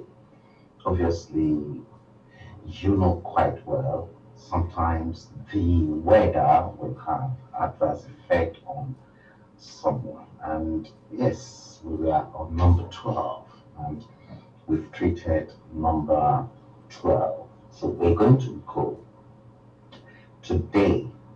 Amod Adeni Tijani and Pastor Ade Ojenyo, I can spot you. Yes, I think I can see Olu Afolabi as well. Whilst we wait for others to tune in, Omo Olamo, good evening. Whilst we wait for others to tune in, because I don't want other people to miss out on this show, I'm prepared to finish this issue of number 13. We've done with number 12, OBJ. We're going to go into number 13, 14, and if we can treat both 13, 14, and 15 all together today, I hope to bring this to an end and then move on onto the next phase of this presentation. Now, in as much as I have been off air, yes, yeah, thank you, Engineer Maxwell. Good evening. King Two Things MP, all hail Biafra. Grace Emi Ogolo, I love the spirit of the Biafrans. I love their spirit. I genuinely love your spirit. You see, we have to finish this if we can today. See, because whilst I have been off air, I've been looking into so many areas as well, and looking into the different areas that I have been off air from Facebook, opened up my eyes as well into other areas that I did not even envisage. And we are going to go deep and deep into those areas because, see, along the line in my quiet moment when I am alone, I will dissect things, information based on our history. Then the next thing I'll do is then apply sense, numerological calculations, and what happened. But I will explain that to you because a lot, I repeat, a lot has been revealed to me equally, and for those information to be revealed to me, I strongly believe they were divine connections that I am going to share with you. And if I have to put this into a book, that is where the powers that be will know for sure that some people, God blessed them to be able to see far and wide. King, two things, MP, yes, thank you. Amina Olainka Nelson Ade Sagmo, good evening to you. You see, since I have been, let's quickly go through preambles because a lot is happening in your nasty contraption, the Amotekun, and the fact that Muhammadu Buhari is scared. Nigerians are not even addressing their own problems. They keep poking their nose into Iran and the United States conflict, which I feel, what is Nigeria's problems with Iran and the United States? Their country is a shithole, and they still poking their nose into countries that are okay. I don't understand. And you see some stupid and non-entities on the streets of Abuja protesting against the United States, that the United States killed Soleimani. What is my business with Soleimani in the first place? I don't have any business with Soleimani. So equally, I don't think Soleimani's death should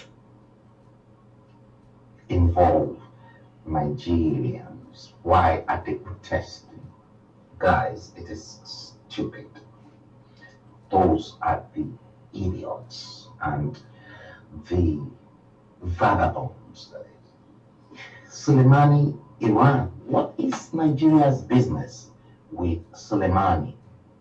What have they benefited from Iran and Soleimani other than the fact that Iran imported the Shia sect of Islam into Nigeria? I don't get it. I don't. Yes, Omolara Sunshine, Prince Olushola Akapo, and I can equally support my good friend, medical doctor Aaron Oko, who was equally complaining of the cold in Sokoto some time ago. We exchanged words on Facebook, if you guys can appreciate, and I told him exactly the temperature in London. Perhaps this January, February, Aaron Uko, the temperature in London is going to go deep into the minus. All right, guys, let's quickly recap.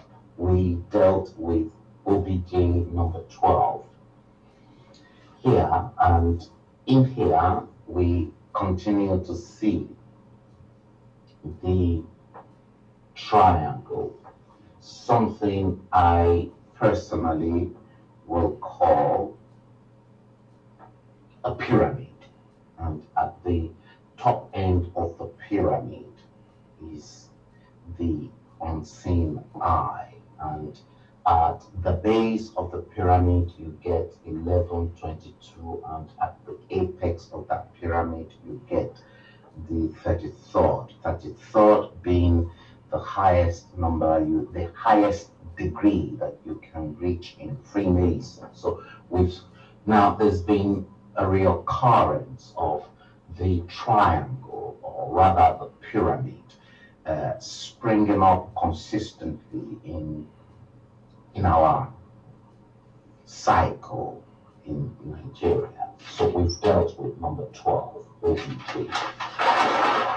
And then we dealt with the cycle itself, to which we analyzed here the Star of David, that the 60 years was buried from 1959 to 1979, 1979 to 1999, 1999 to 2019, that ended your 60 years of misery. Now, make no mistakes. 3 numbers, 3 digits. I told you guys. Let me see those who are coming in. Prince Ulushola Akapo, yes. Favor Michael Bukola Odufadeni Olusoya is in. She is on the west coast of the United States. Olakunle Michael, thank you. I told you guys 369. Take note of those numbers. Now, whilst I was in my own world, there are other numbers that keeps creeping in apart from the 369 that is contained here. And those 3 numbers that you will have to look into are contained here. Let me show you guys. Those 3 numbers are practically contained here, which is 11, 22, and then 33. So you have to take note. I will make that known to you guys as we progress along the show. I can see Dia Ojo as well coming in. So we've dealt with OBJ number 12, and we've dealt with the Star of David with the 2020 years at each angle there. We're going to elaborate more on this particular issue, because when I finished with the leaders, starting from number 13, Umaru Yaradua, right up to the incumbent, the task we will then do next is that we will then calculate the total number of years that the Northerners, they've ruled that contraption.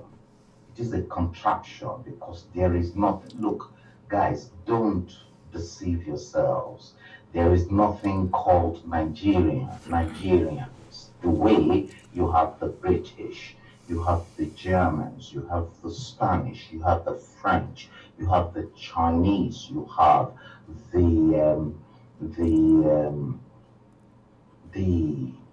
Russians.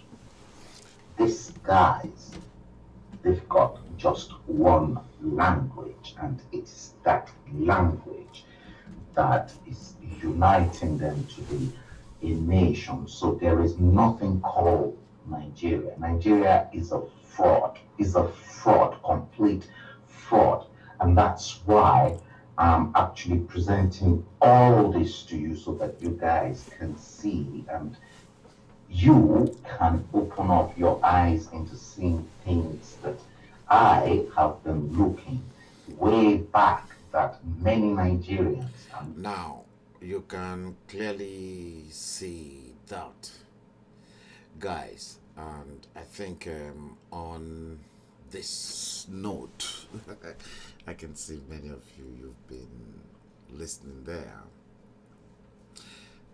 Yes, thank you, Ganiat Allison, Michael Odojuko, Titiloye Ereomi. Yes, thank you. Yeah, you can clearly see that, guys. And why this topic? Why? Hashtag sounds of mystery. Why? Why the topic?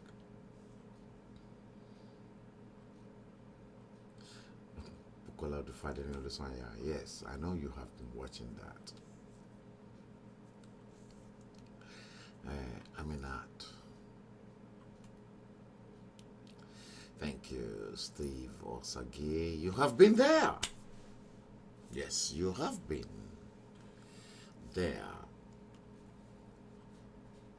yourself, and many of you've seen what it takes to be in the front line. I've been in the front line. I've been there. You see, I was actually speaking to someone and they were telling me, they said, oh, have I been watching Mayegun? And that Mayegun said, oh, the Yoruba people are so terrible, and that they were attacking him in his dreams. I said, I don't know anything about that. All I can say is that I was attacked, and I'm still being attacked for speaking out loud and clear. But it's up to anyone. But that is the Yorubas for you. Yorubas for you. Guys, if you think it is easy, it's not. You think it is easy? Come and join the train. You see, of all presidents in Nigeria, thank you, Steve Osage, of all presidents in the nooks and crannies of Nigeria, the only president that I know who's written a book about the country, who's written a book in what I will call a memoir, happens to be Shehu Shagari. I read Shehu Shagari's memoir, his books, when he was president from 1979 to 1983. Although not a particularly good president, but he happens to be the only president that's written any book in office. And no one. After Shehu Shagari, no precedent. Because you've got non-entities, imbeciles, ruthless individuals that claim to be presidents in your country. And they're not supposed to be.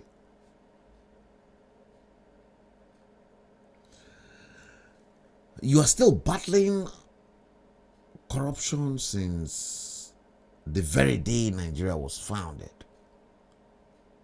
Sounds of mystery. And you're still parabolating in the same circuit. And you think it is well. It is not well. Not well.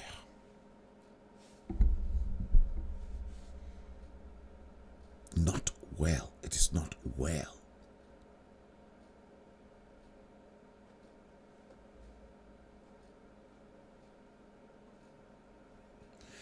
Ganiat Allison, thank you.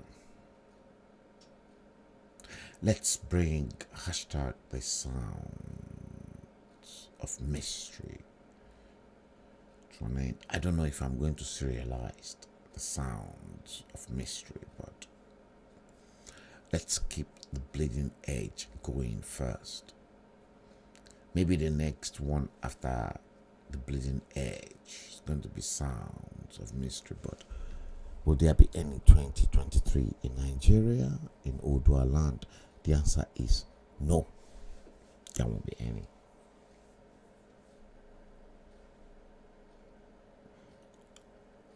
It's dead. Nigeria is dead. Gone.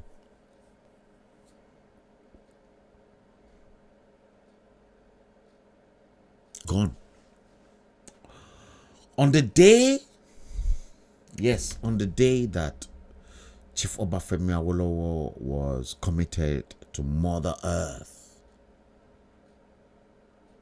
I've just convinced many of you. Maybe you're not convinced enough. If you're not convinced, that's up to you. Listen, guys, it's been a long stream, a long day. Take good care of yourselves and join me on the usual series of our episode, The Bleeding Edge. The next one will be 171. Thank you and have a great night. God bless you. Good night.